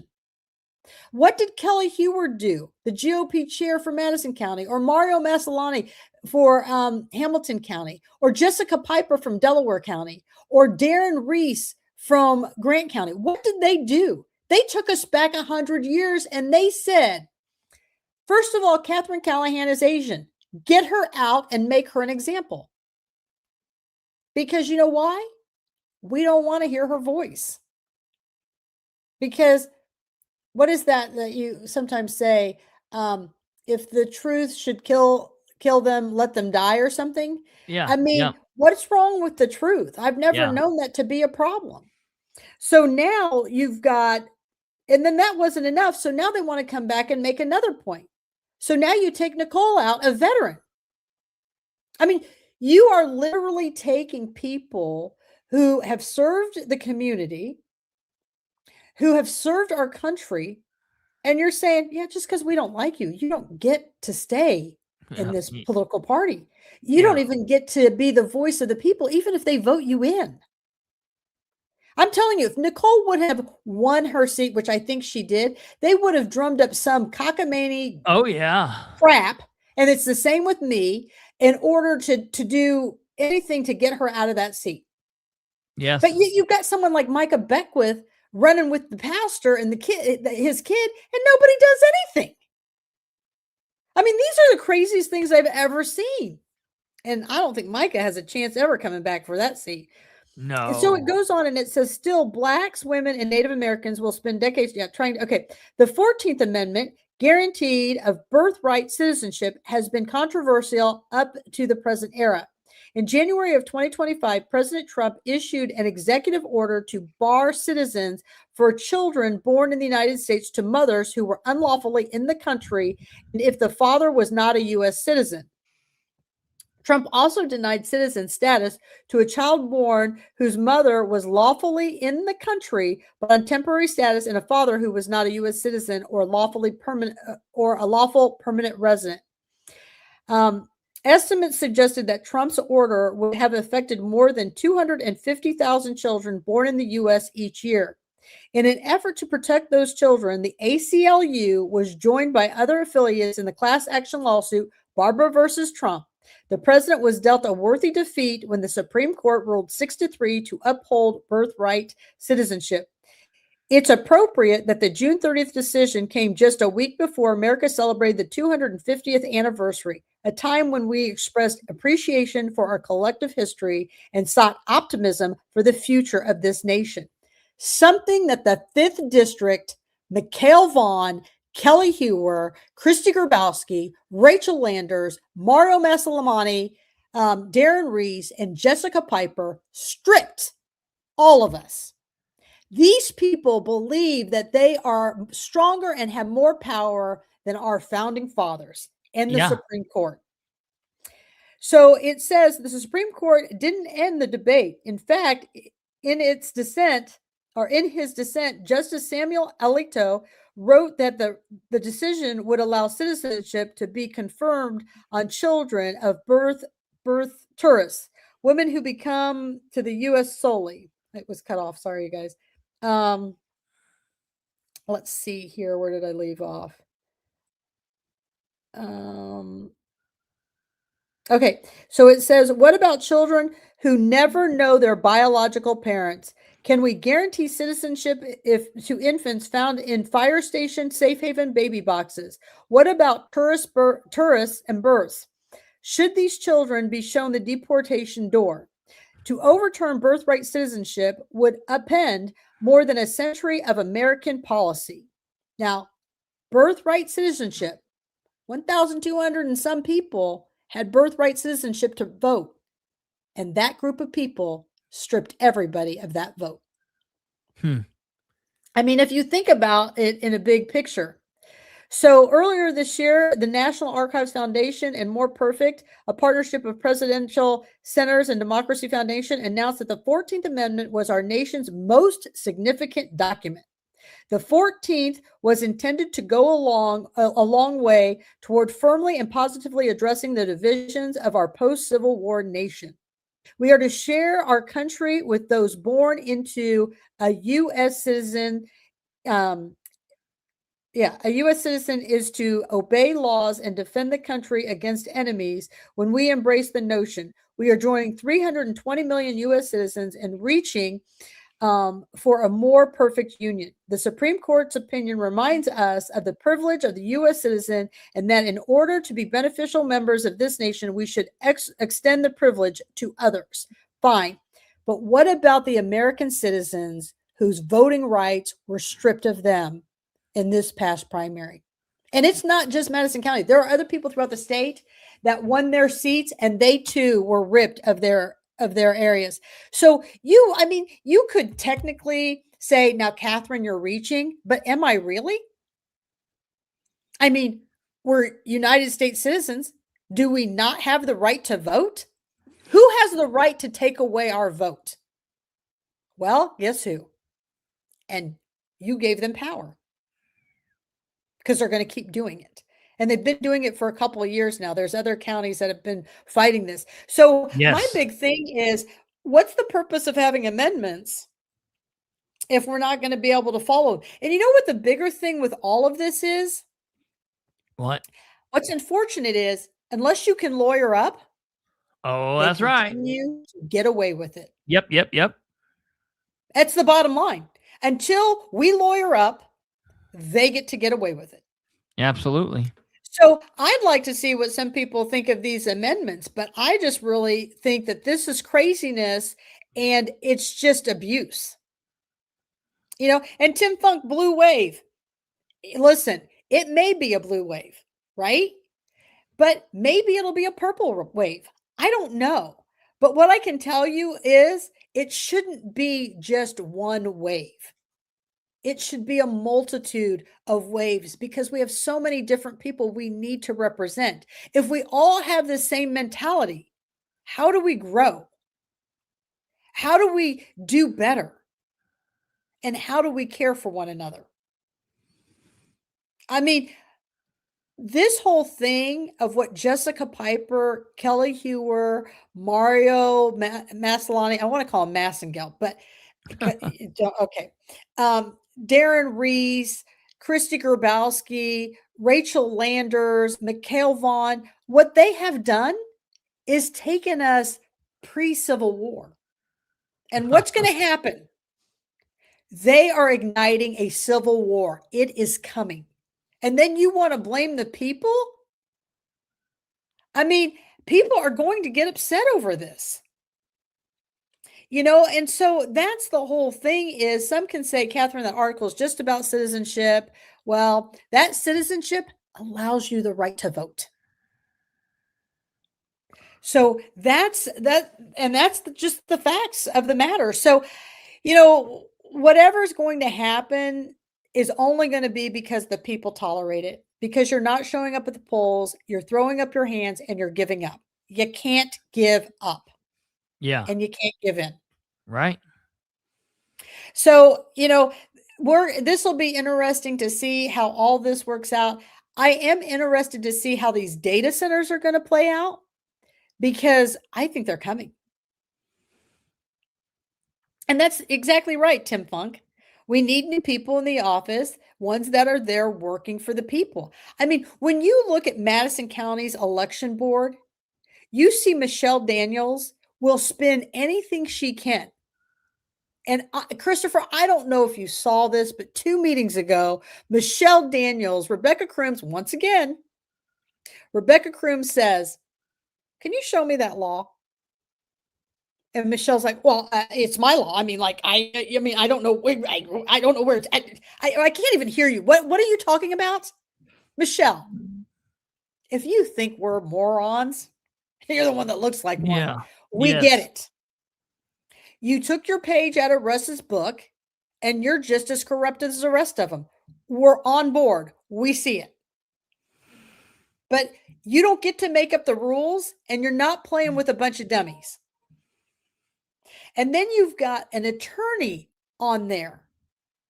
You've got Tim Lannon, whatever his name is. He knows the rules are being broken. And he's trying to talk to you in attorney lingo and flip everything. And then you've got Linda Smith, who is clueless in Madison County. Yeah. So you have these 3 people on there. And I've always wondered this, Chris, and I've thought about this many times. So Russ Willis comes in. He testifies under oath that he wasn't aware you had to have 4 years of financial documents. Now, he swore in. People understand these county election boards, these are legal settings. And how do we know that these are legal? You want me to tell you how we know this is legal? Because Larry Savage was arrested because of one of these meetings. That's how we know it's legal. So they're showing their cards once again. So Russ comes in, he swears his testimony is truthful. They take all of his sayings.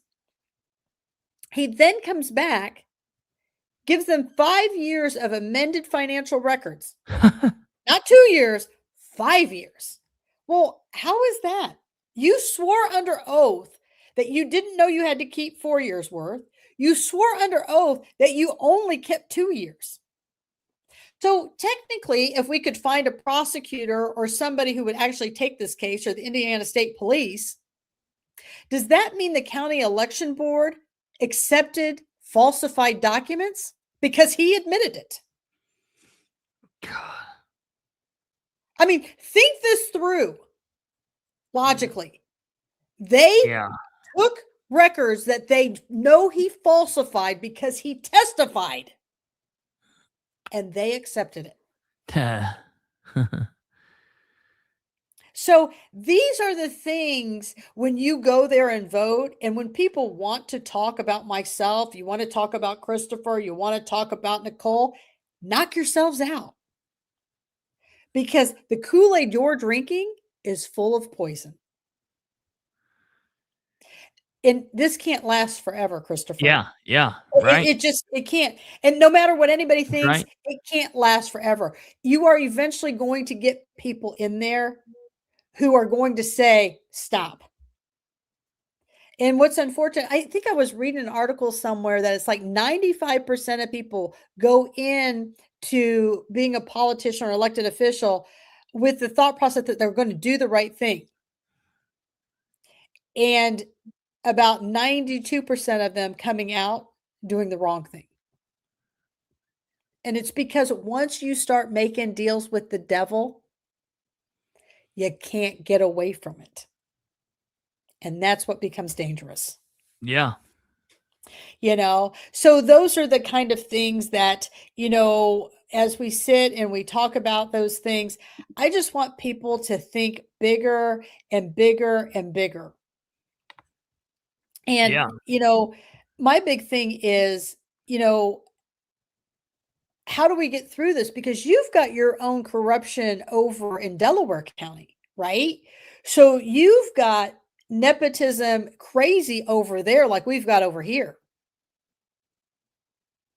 So you guys are taking it a step further.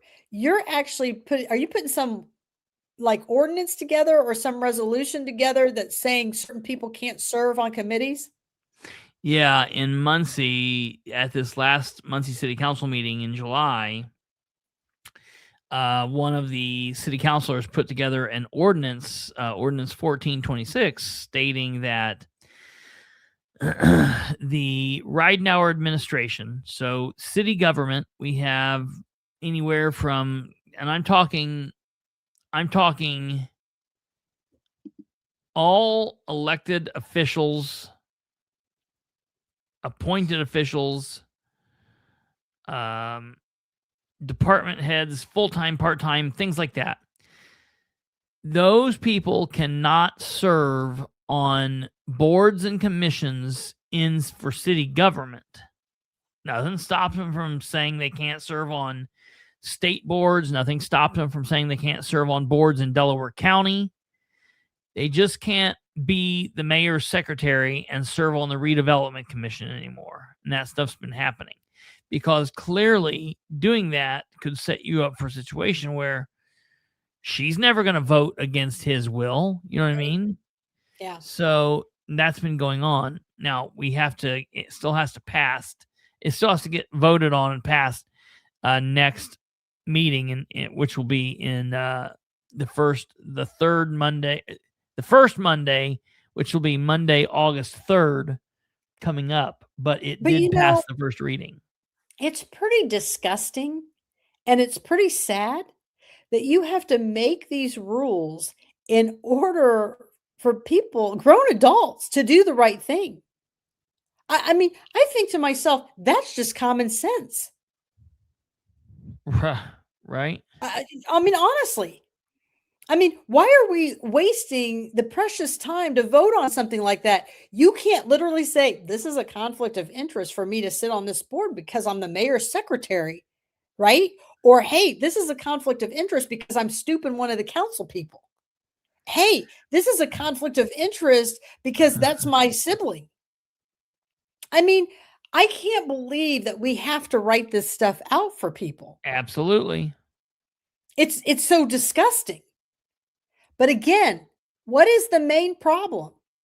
The main problem, voters aren't getting to the polls. People aren't voting.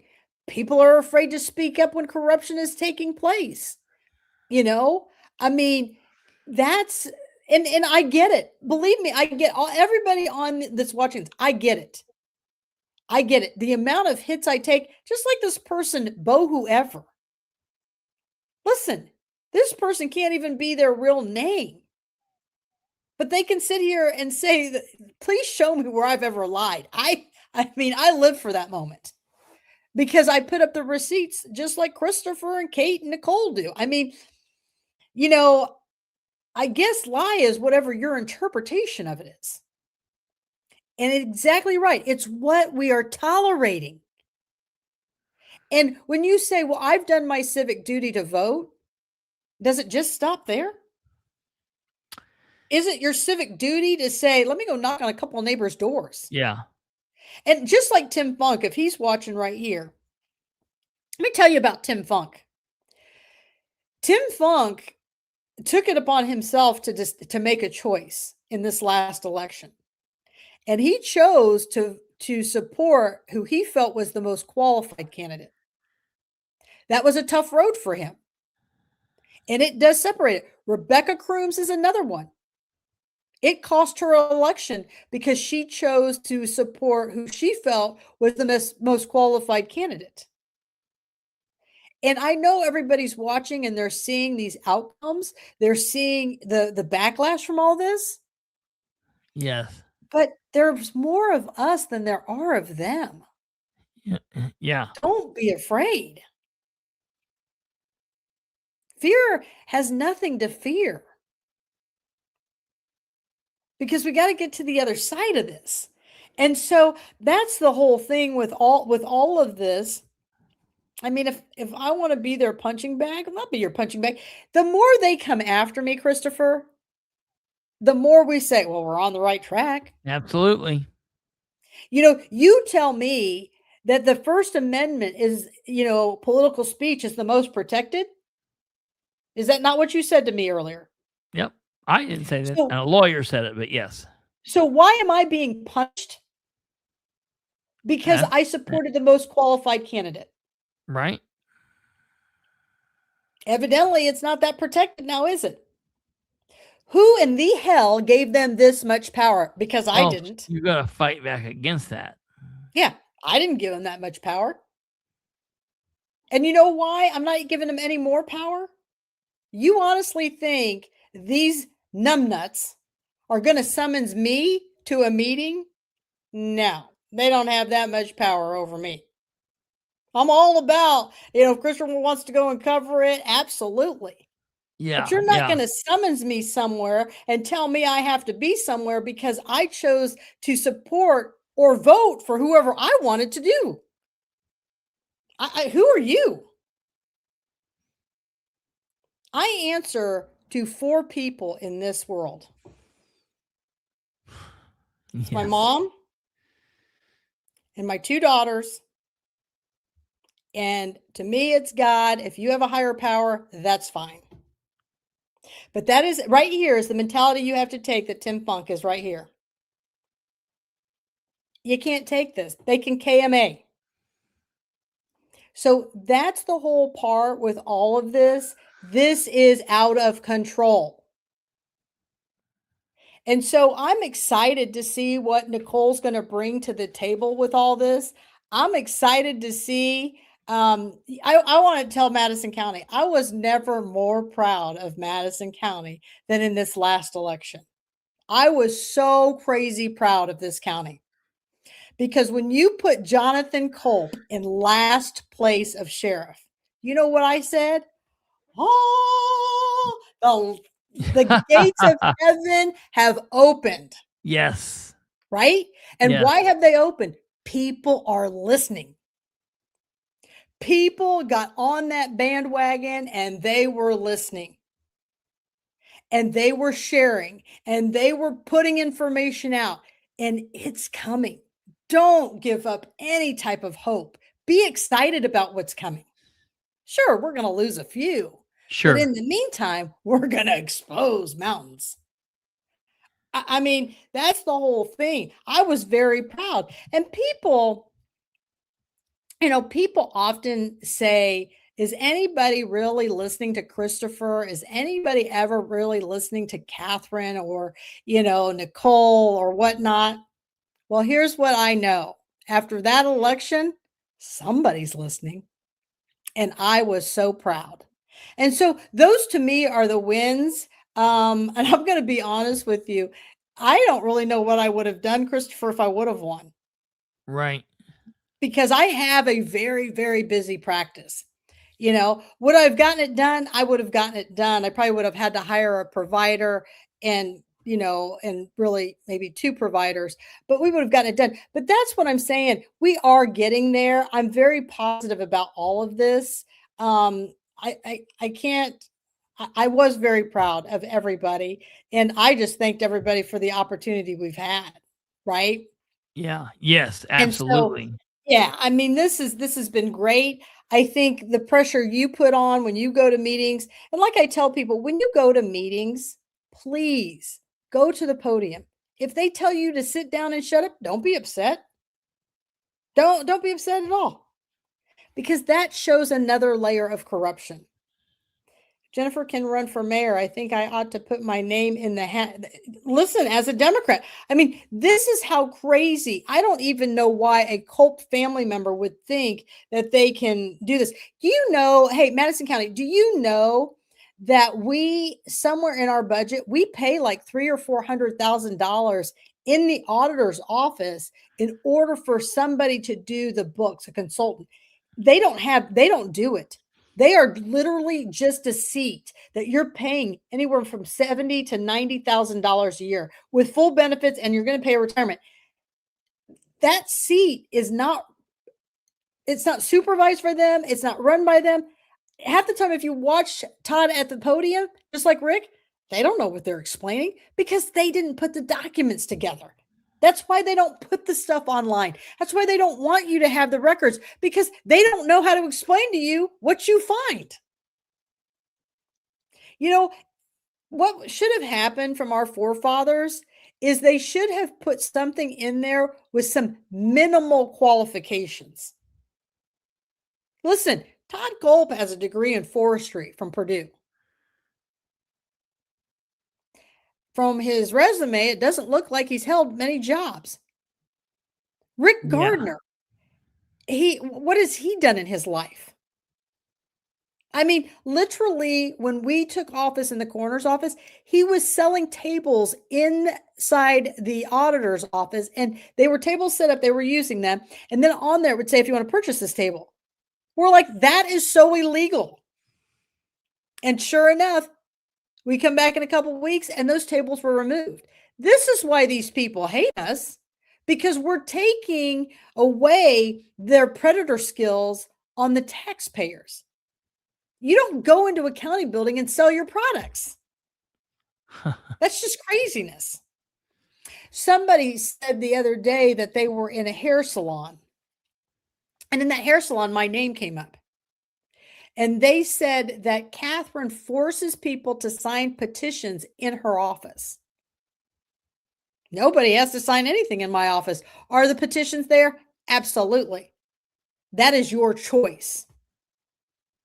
And why is that? Because you don't have to go over to the county building and stand in line or park your car and pay for it. That's just me giving you accessibility. I could care less if you sign it or not. You know, I mean, I don't care. I mean, right there, Madison County auditor, $82,893. Oh, let me back up here a minute. Right after he took that auditor seat, he did like a 2 or 3 week vacation in Europe with Jennifer. And they just filed bankruptcy. People, what are you thinking? So these are the type of things that we go around and we look. It's just like the health department. You know, if somebody could get me a census out of that health department of how many people they're actually seeing, I guarantee you that they're probably not seeing more than 2 patients an hour. That is not a good return on our money. With as much grant money that's come through, that's craziness. So it's just one of those things that, you know, as everybody starts to look around, that's right, get Kate. Involved. Yes. You know, Chris is over there making sure that Delaware County's in check, but I still swear we're more corrupt than you. Just because you believe the FBI came in and arrested a bunch of people, yeah, you got 1 point on the scoreboard. We still got 0, but that's because, well, our prosecutor is different than your prosecutor. That's how I look at it. Yeah. We have to have a prosecutor. There's a lot of issues in Madison County I agree with. Yeah. That, we have to have that I don't agree. That I agree with you on. That I don't agree with what's happening. Yes. Yeah, and if who do you go to, Christopher? If you can't get the prosecutor's office to do it, where do you go? Can you go to the state police? Because I still think it's the prosecutor's office that has to do something. Yeah. I mean, you could try going to the state police, but it still has to go to the prosecutor's office. Exactly. And so the only way through this is for us to get people to vote differently, get people into seats. I'm going to tell you something right now. Ken Kaczynski, he has done a phenomenal job at calling out these battery plants. He's done a phenomenal job at calling out the corruption that goes on, like in planning, or if people aren't meeting they're supposed to. He's done a great job at pushing back and holding people accountable and demanding, you know, answers. You know, that's what you're going to, one by one, we're going to have to get elected officials in there who give a damn, who care more about the people than themselves. And that's something we just don't have right now in Madison County. Besides, Bethany Keller did a good job, but we're losing her. We've got Ken Kaczynski, who does a phenomenal job. Yeah. Jody Nork was a huge disappointment, but rightfully so. They came after her husband, right? Yeah. And that's why you can't have multiple family members in line, because that's what happens. They'll go after your other family members until they can make you conform. And that's what's so sad about all of this. You know, so these are the things that we're waiting and we're watching, and all we can do is our part to make a little bit of difference, and slowly together we get bigger and bigger.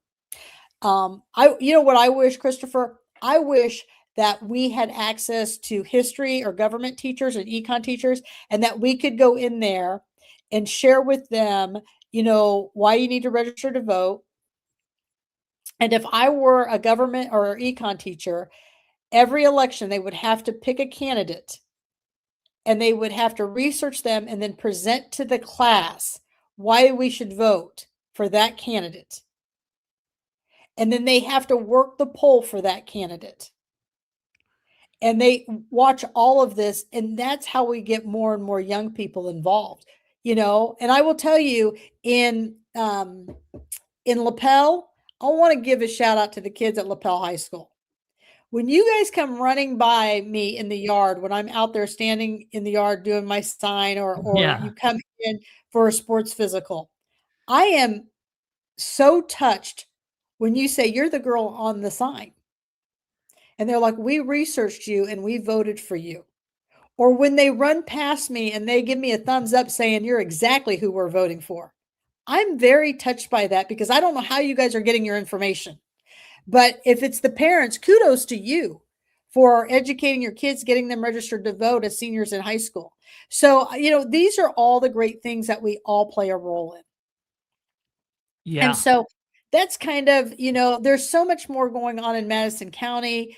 I'm trying to keep everybody up to snuff with, but it's getting worse and worse by the minute. I haven't been able to read the article, Steve Sumner's. It looks like that trial is going to go supposedly in August.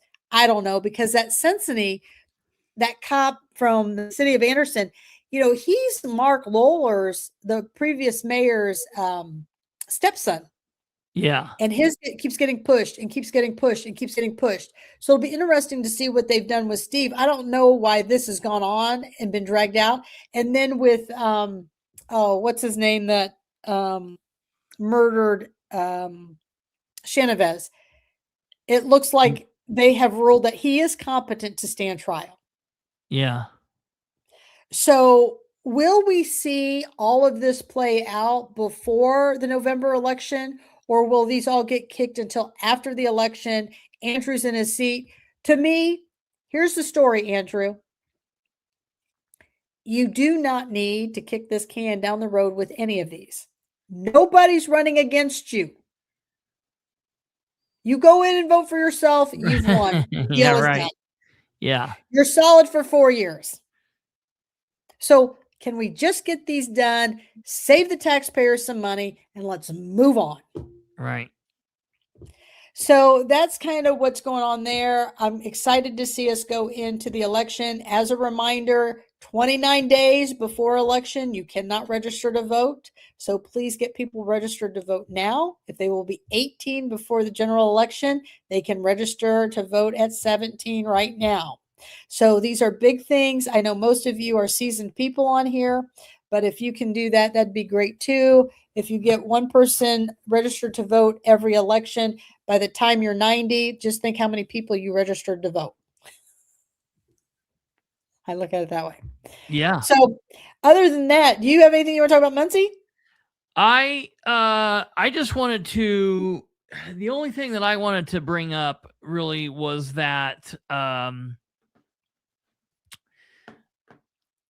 well, we brought up the city employment thing, and so we talked about that, and we're really needing the people from Muncie and Delaware County to push. So essentially what happened here, and I want the people to think about this.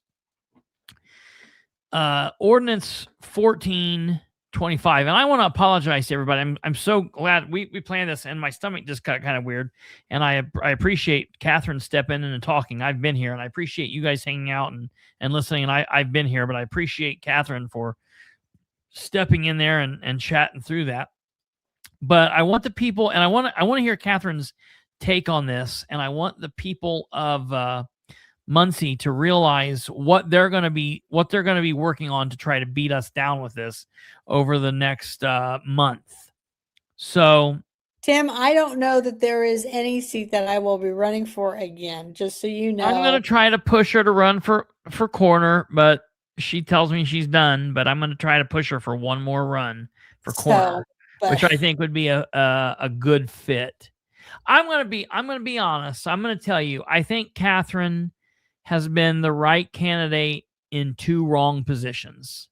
And she might not like me saying that. And I'm not being disrespectful to her there. I would have been happy if she would have won the auditor. I would have been happy if she would have won state Senate, and she would have been fine in either of those positions. She would kick ass in the coroner's position, and maybe she's not running. Or is your coroner over there running currently? No, currently that's on? next. No, so that's 2 years from now. Yes. Not so she ran this last time. She'll set out this next go because that's city election, and then in 2 years, maybe we can talk her into running for coroner, and maybe she will, and maybe she won't, or maybe she'll run for coroner in 10 years from now or 15 years from now. Who knows? You know what I mean? Nothing says she's got to run in the next year or 2 years or 3 years. Maybe she takes some time out and continue doing what she's doing and live life, and maybe things will be, and I'm not saying it, I don't want to say it, whatever, but there will be things that'll be different in Katherine's life in the next 10 years. Just let's be honest that, there are things in my life that'll be different in the next 10 years, and things are always, you got to look at where your station is in life and things like that. There's nothing wrong with saying, hey, I'm going to take some time. So that'll, we'll have to see. And I don't get mad. I'm actually touched that all of you have that confidence in me. So, Yeah. I thank you for those kind words from all of you. And so, life is what life will turn out to be. Listen, if somebody would have asked me 6 years, I'll be sitting here talking to you people about politics or to Kristopher Bilbrey, I would be like, I hate politics. I'm never talking to anybody about politics. And as a matter of fact, and the reason, and I'll say this on a recorded thing, it doesn't bother me. I voted for the first time in my life in 2020. Shame on me, right? I mean, I was 48 years old. You know what people said? Don't admit that. Why shouldn't I? Yeah, I mean, why shouldn't I admit that? It is what it is. There's other people in that same situation who might be saying, oh, you know what? Then I should get involved too. It's not too late. It's the reality of the thing. And here's the thing. My brother's a retired career officer of 30 years. My dad was a retired non-commissioned officer of 20 years. Yeah. But we did not talk politics in our house because the president was their boss, and it stopped right there. So, and to be honest with you, my government econ teachers did a crappy job. Yeah. Right. Sure. And so that's why I tell people we need to touch those high schools. But back to your thing, I appreciate all that. I thank you for all your kind words. I'm never going to get upset, but the chances of me running, I don't see that in my crystal ball. We'll see what happens. But I'll keep running my mouth with Kristopher. Oh yeah, that's fantastic. You don't need anyone to vote for you to run your mouth. Right? So let's talk about this just for a second, and then we'll wrap this up. So I last thought you Monday, and Amber were friends. Well, we were, and then she got a little too big for her britches. I mean, she got famous. She became a big Muncie political influencer, and she bought into the bullshit and started believing her own, and got crazy. It's what happens to the best of them. You know what I mean? Yep. And the worst of them. So, yep. So here's the thing. Amber is the communications director for the city of Muncie, and Dan Ridenour is in a position where he has a lot of people that are close to him, a lot of appointed department heads, a lot of appointed employees and other employees and contract employees that are on a bunch of boards and commissions in city government. They draw a city paycheck. They are drawing a city paycheck and benefits and all of this because Dan appointed them. So then he appoints them to boards. Well, are they going to vote in favor of what's best, or are they going to vote in favor of what Dan wants every time? Because they don't want to make him mad. They don't want to make him mad. All he's got to do is appoint someone new to that position. You know what I mean? So remove him from the board, remove him from their department head position. Yeah. Can I ask you something? So when these people are appointed to these boards, do these board meetings take place during the workday? Because like some of them do, some of them don't. But here's the thing. For instance, like Russ Willis. Yeah. Right. So we pay him, for a 40-hour week. And he is constantly, like when he was the GOP chair, he'd be in this meeting or he'd be sitting up in the elections office. I mean, is there ghost employment with that? I mean, I'll be honest. Where do we draw the line? In my mind, with Russ, because Russ wasn't just getting paid for one job and doing other county job. He was getting paid for one job. And then during the time when he was getting paid, he was doing party politic business. Right. That, in my opinion, is a Hatch Act violation. But, everyone always says, no, that's no big deal. So it's really weird. Well, so Amber put this out here about this thing because the city council reached out and said, hey, I think that we need to change this. We need to put an ordinance forward. So they introduced it on Monday, and now it'll have to come up for argument and to a vote in August meeting. So Amber writes, the suggestion that city employment should somehow diminish a citizen's ability to participate in civic life is a stunning exercise in government overreach. The city employees are taxpayers, voters, property owners, parents, and contributing members of this community. Their employment does not make them second-class citizens, nor should it create a blanket presumption that they are incapable of ethical public service. At a time when civic engagement and volunteerism are at historic lows, arbitrarily removing 200 to 600 plus people, that amendment, from the pool of eligible board and commission applicants is not reform. It is self-inflicted wound. It is a self-inflicted wound of epic proportions. If there's a legitimate conflict of interest, address the conflict. We already have mechanisms for that. But stripping an entire class of citizens of the opportunity to serve based solely on where they receive a paycheck is intellectually lazy policy disguised as accountability. Government should encourage civic participation, not legislating people out of it. Okay. Let me say something. I like your choice of word lazy in this. Laziness is using your insider people. Yeah.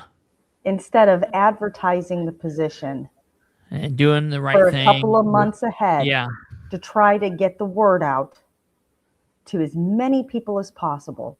Because I bet there are a lot of people in the city of Muncie who'd be like, oh, yeah, I love the parks. I'd love to sit on the park board. Sure. But never heard that there was an opening. Had no clue.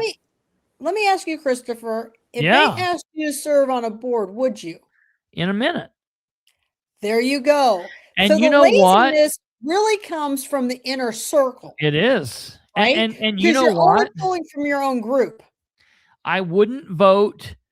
I could go up there and vote for the right thing, which sometimes would be maybe what the people wanted. Sometimes it would be what Dan wanted. And I could then come off the board and be like, damn, Dan is an idiot. I don't like what he's doing, but this thing was the right thing to do. So I voted on it. I would be totally impartial. You know what I mean? I would ask tough questions and I would push him.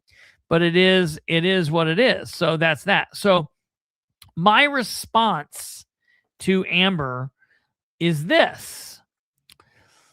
And I posted this. So I posted it on hers and I posted it for a lot of other people. I posted it on my wall and on Twitter and all these other things. So I said, what? I hope that you ask for a roll call on the vote when they vote. Oh, they do everything like that by a roll call. Okay, we will definitely know. Oh, excellent. Yes.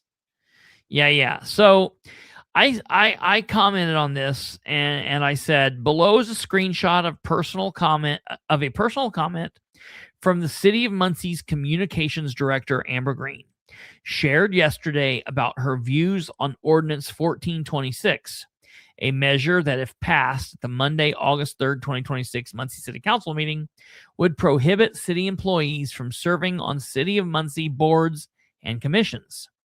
Amber, like everyone else, is free to have her own thoughts and to share them however she wishes. However, I was taken aback by her views on this because serving on a City of Muncie board or commission while also working as a part-time or full-time city employee is by no means the only way to engage in civic life.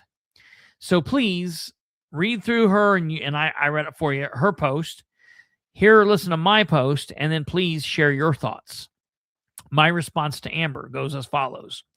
I think it is odd for Amber to claim that people who are part-time or full-time city government employees, contract employees, department heads, along with their direct subordinates, won't be able to participate in civic life simply because, hopefully, this ordinance 1426 will prevent them from serving on city boards or commissions in the future. I mean, the fact that these people are part-time or full-time city government employees all by itself means that they are, in fact, public servants, engaging in civic life and working daily in their community. Hopefully, they're giving it their best, by the way. As Amber said, city employees are taxpayers, voters, property owners, parents, and contributing members of this community. That's wonderful, and I thank them for their public service. I will note some of them work and live inside the city limits of Muncie. Some of them work and live outside the city limits of Muncie. Some of them work and live in, or some of them not work and live. Some of them live inside the city limits of Muncie. Some of them live outside Muncie. Some of them live in like Madison County or Winchester, but they work in the city of Muncie. And if they do, that should prevent them from serving on boards in Muncie. Many of them beyond that, though, are engaged in civic life far beyond work. As we know, many government employees in the city spend hours and hours each year working for the local, state, or national Republican or Democratic parties. And in 3 out of every 4 years, many of those employees are also working for various candidates at the local, state, and or national levels during the spring and fall elections. Now, let's look at Amber personally as an example for a second. And I said, if any of Amber's fellow city employees can't get enough public service from their 8 or fewer hours a day working for the city, they could always volunteer to serve on the many boards and commissions of the Delaware County government, just as Amber does. You, Amber Green, are a city employee who also serves on the Delaware County Redevelopment Commission. And there's nothing really wrong with that. That I don't have an issue with. I do have a problem with her serving on that board during her workday for the city. And so it's always questionable, like, is she getting paid when she's working for the county? So that is questionable. But in theory, I wouldn't have a problem with city employees working for county or state boards or other boards. Okay, moving on. Her other employees, fellow employees of the city could do the same thing. Okay. There's nothing wrong with that. The fact that you work for the city and your additional service is with the county is not an issue for me. You know as well as I do, there are many county government boards and commissions they could serve on. Hell, that's just the government side of things. There are all kinds of other non-government civic boards and commissions looking for good civic-minded people, like the Boys and Girls Club, Big Brothers Big Sisters, The Ball State has a really big cancer board that a bunch of people in the community serve on. There are many soup kitchens and things like that. There are many, many, many, many different non-governmental ways that people can serve. Here's the thing. They don't get their leg up when they serve on those boards. Those are actually civic-minded boards and not a, hey, I'm doing this for a feather in my cap. So do you get paid for any of these boards? A couple of them maybe, but most of them no. Most of them are service only for no pay. It's just complete volunteer. So that's that. Then, all right, I'm almost finished. Hell, just the government side of things. That's just the government side of things. There are many, many other kind of non-government civic boards looking for good civic-minded people. But I think we need to get to the real issue here.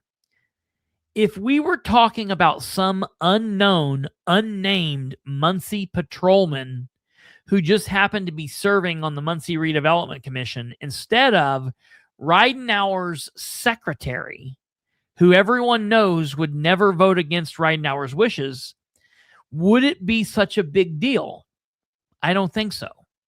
I wonder if anybody would take issue with the receptionist down the hall from the building commissioner's office serving on the Human Rights Commission instead of Gretchen Cheeseman, and appointed by Ridenhour department head. Gretchen Cheeseman. I mean, Gretchen Cheeseman, my God. Wait, I have a better idea.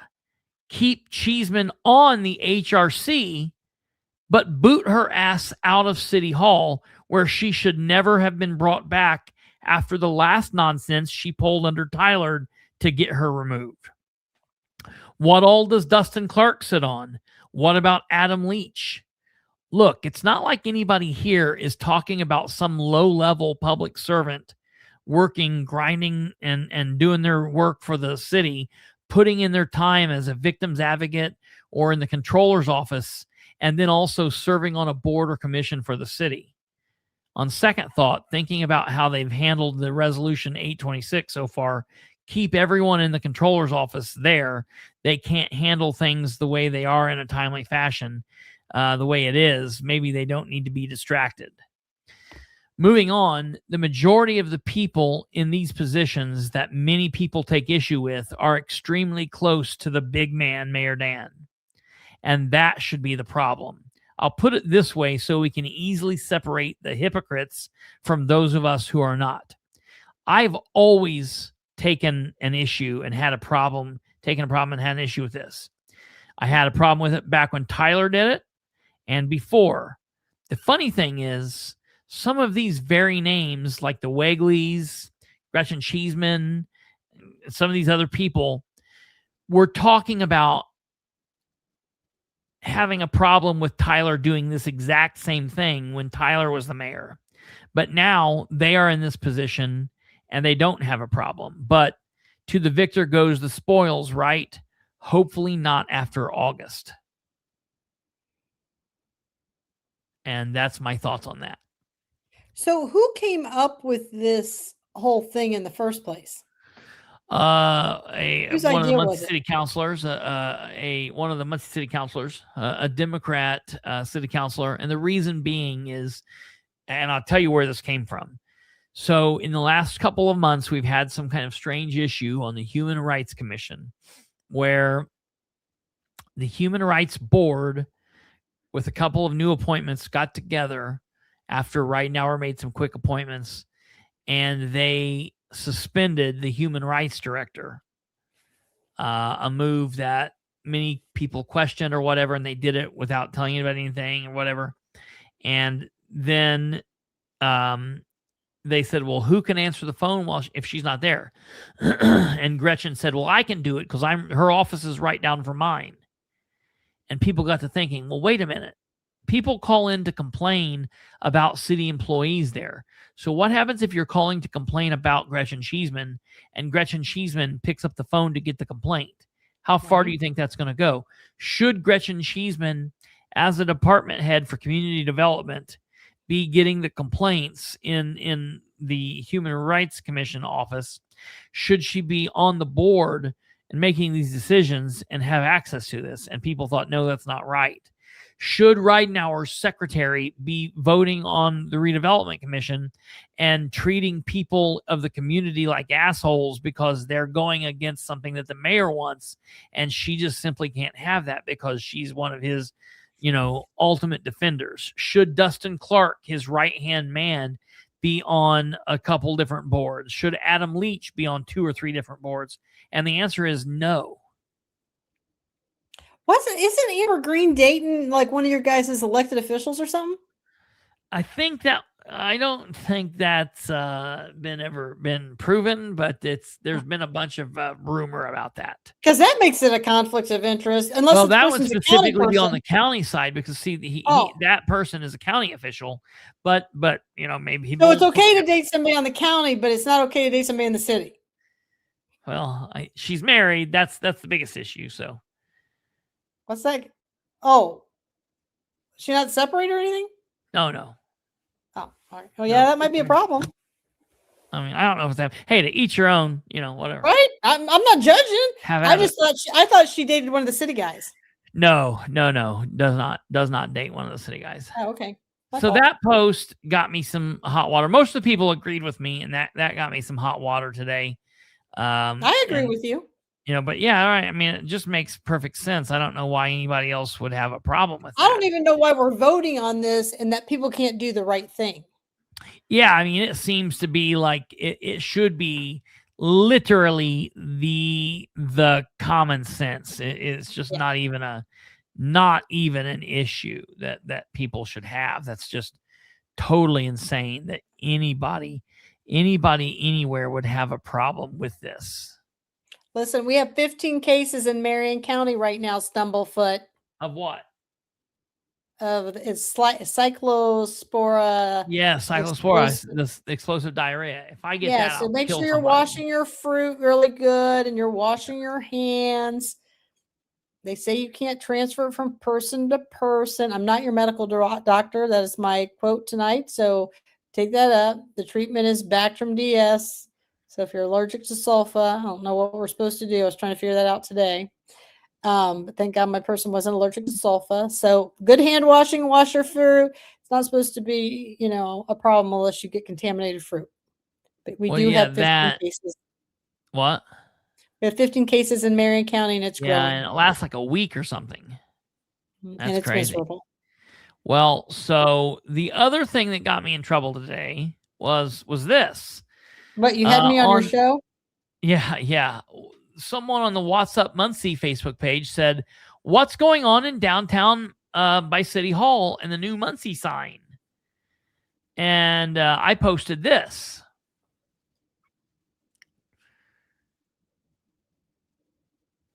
It should pull up. What's going on here? Why are you doing this?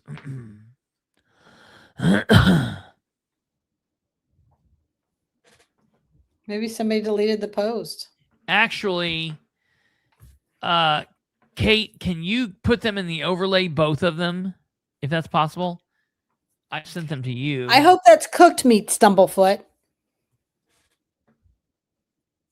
Listen, common sense is not very common. That is definitely true. I always thought Amber was on your guys' team. We were until she bought into her own bullshit. That's something that happens sometimes. Sometimes it happens. Thank you, Kate. So the person said, "What's going on in downtown Muncie?" Well, what's going on in downtown Muncie today? It's a cool event. Muncie to touch a truck and a ribbon cutting for the new Muncie Gateway Park. I mean, I feel like they left the park off there, but Muncie Gateway, I guess. Friday, July 10th, 11 to 2, ribbon cutting at noon. Free food, free fun, free swag. Okay. I thought I'd have a little bit of fun because I like fun. I like satire. I like being a smart ass. Are you just bumping a post? Huh? Just bumping a post? Yeah, I said this is what happened. Muncie to touch a communications director. Free life advice from a real Muncie political influencer. Friday, July 10th, 11 to 2, ribbon cutting at noon. Free food, free fun, and free edited photos. Now, She looks good. She looks like she's lost a bunch of weight. yeah, those are all edited photos. That's the reason. So I posted this and listen, meaning to touch a communications way. It's called to touch a truck. The reason I meant that, and I would never joke. I mean, don't ever touch anybody, man, woman, or child. Don't ever touch anybody that you don't know or don't have expressed commission to. What I meant was like, that like, ooh, I'm so big and bad, touch me, I'm special.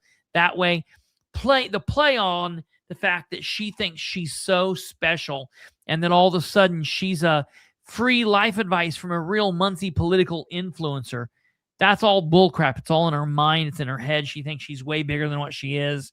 And I'm going to say this. Amber and I were good friends. Amber and I were very good friends, like very, very good friends. I would have done anything if she would have picked me up and called me in the middle of the night and needed help.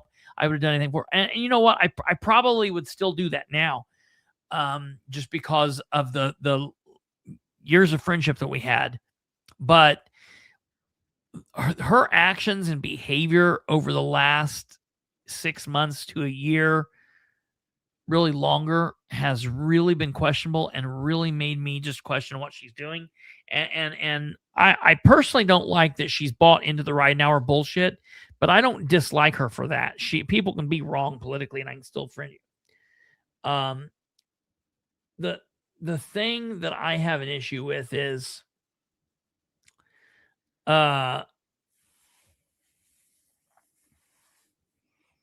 Space Cat. I call people fluffy, not fat. Yeah.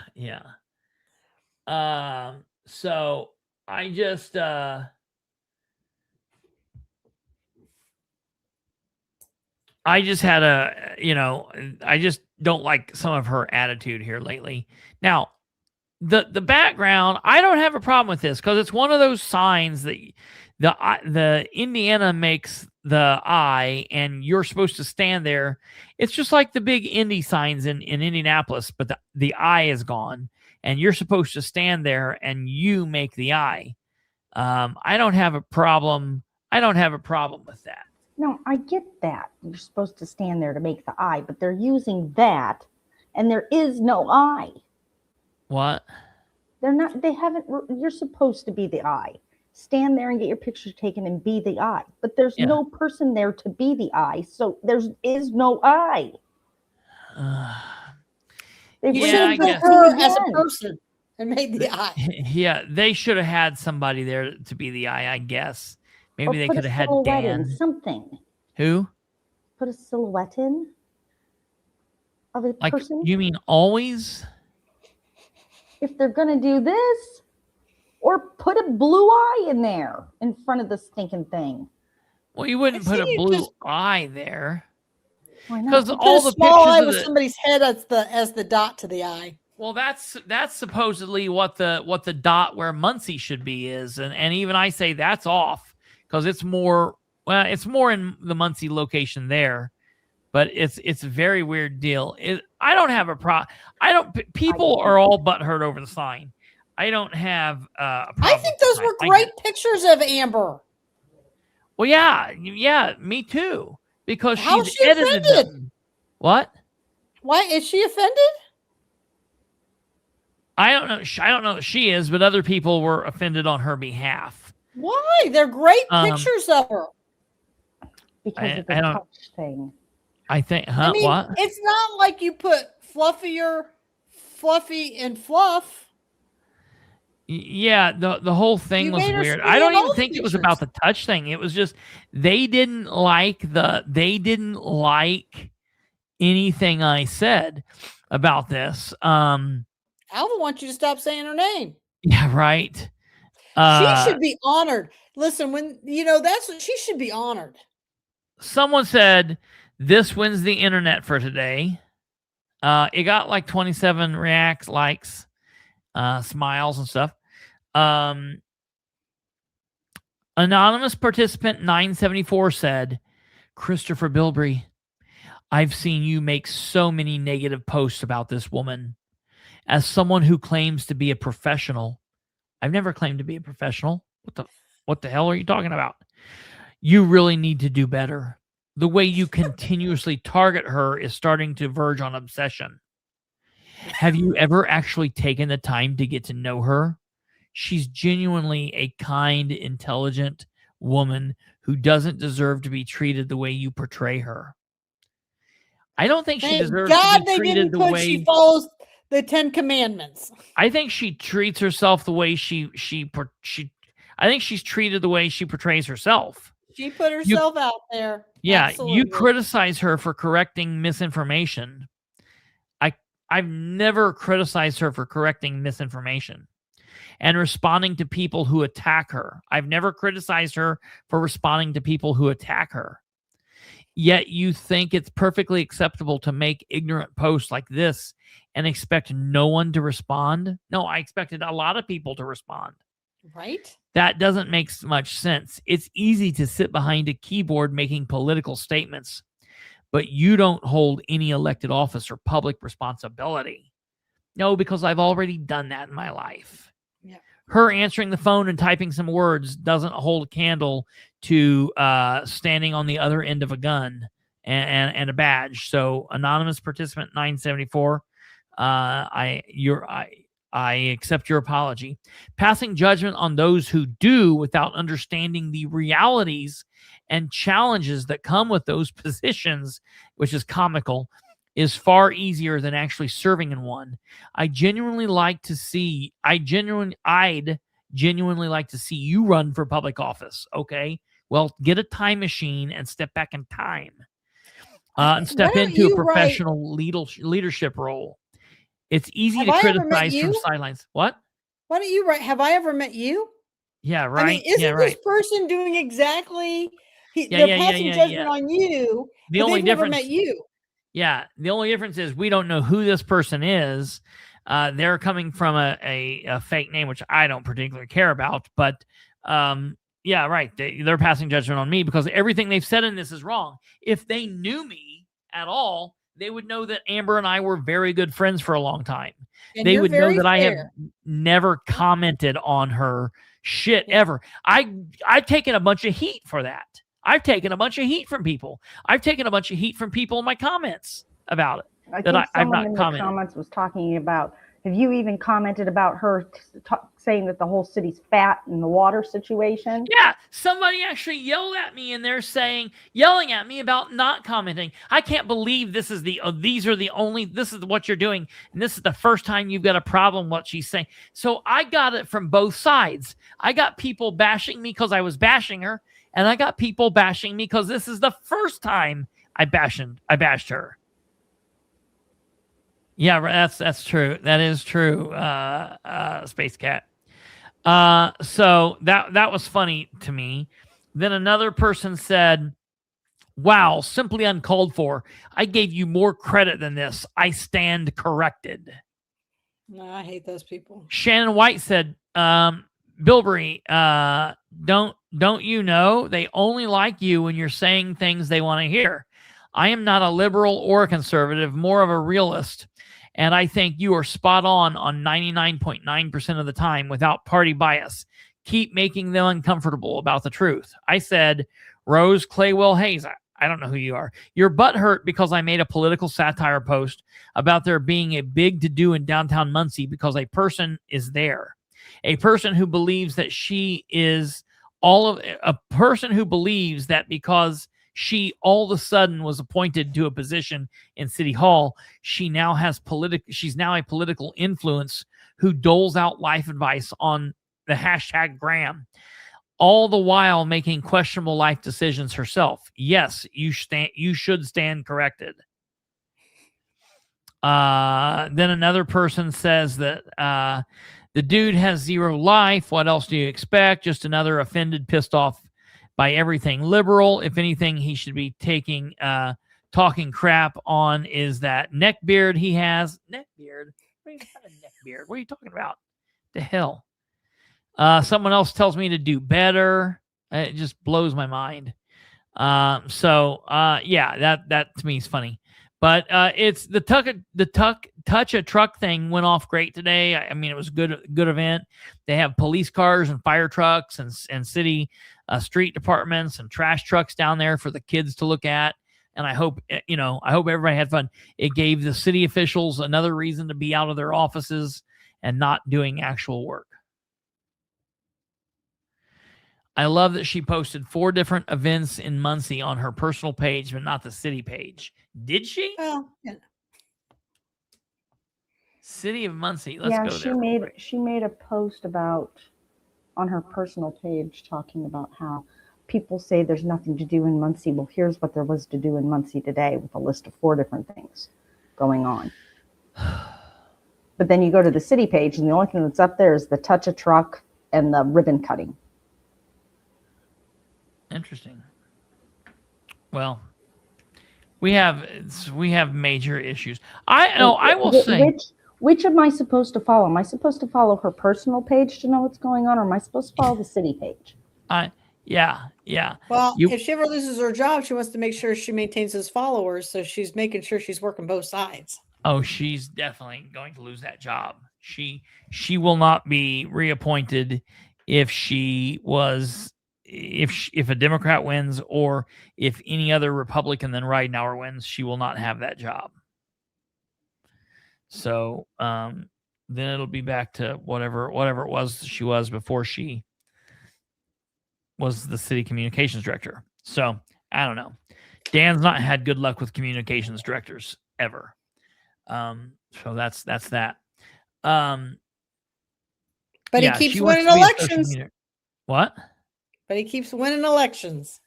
Oh, that is true. Well, he's only won 2 of them. So I guess he's won 3. He was city council and mayor. So yeah, he's won. We'll see. I don't know. I don't think he's going to run for this 3rd time. We'll have to see. But I will say Madison County is pretty fucked up. Madison County is out of control. It's bad. Madison County is worse than Delaware County now. I will say that.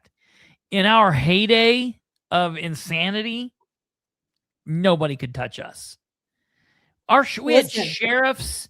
Listen to me. We had sheriffs and judges being arrested by the FBI. The FBI has been into Muncie.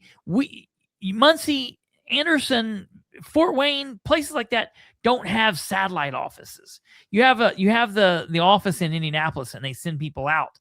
Muncie, the size of a city, size of Muncie side, set up a satellite shoebox office here a long time ago because the FBI presence in Muncie was so heavy for such a long time. It wasn't just the 8 years they investigated the Tyler nonsense. They used to be here all the time. Our sheriffs, our chief of police used to be arrested. All kinds of crazy shit. And I'm talking like from the 30s to the 80s. That time period in Muncie was wild. Well, let me tell you, we've surpassed you guys now. I will say that. And it's going to get a whole lot worse before it gets better. That's very true. Absolutely. A whole lot worse. Well. And so we just have to keep pounding away on this, and we have to keep just exposing everything we possibly can.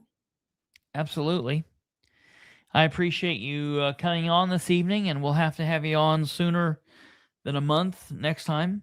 Oh yeah, there's just so much more going on. I mean, we just spent over $500,000 of taxpayer money on new furniture for the jail. Dude, that is nuts. We so much more to come in Madison County. Oh yeah. You guys got crazy shit going on. I mean, that is a crazy deal. Yeah. Well, all right. Well, thanks for having me. Yeah, thank you. Hang out, sit right there, and we'll be right back with you, ladies and gentlemen. That's going to do it for us. I'm going to go and try to get my stomach under control. You guys have a wonderful Friday. Have a great Saturday, and God willing, we'll see you back here Sunday night for episode 699. We're 2 away from 700. Can you believe it? Can't even believe what we're going to talk about on the 700th episode. Wow. All right, you guys have a good night. God bless. And peace.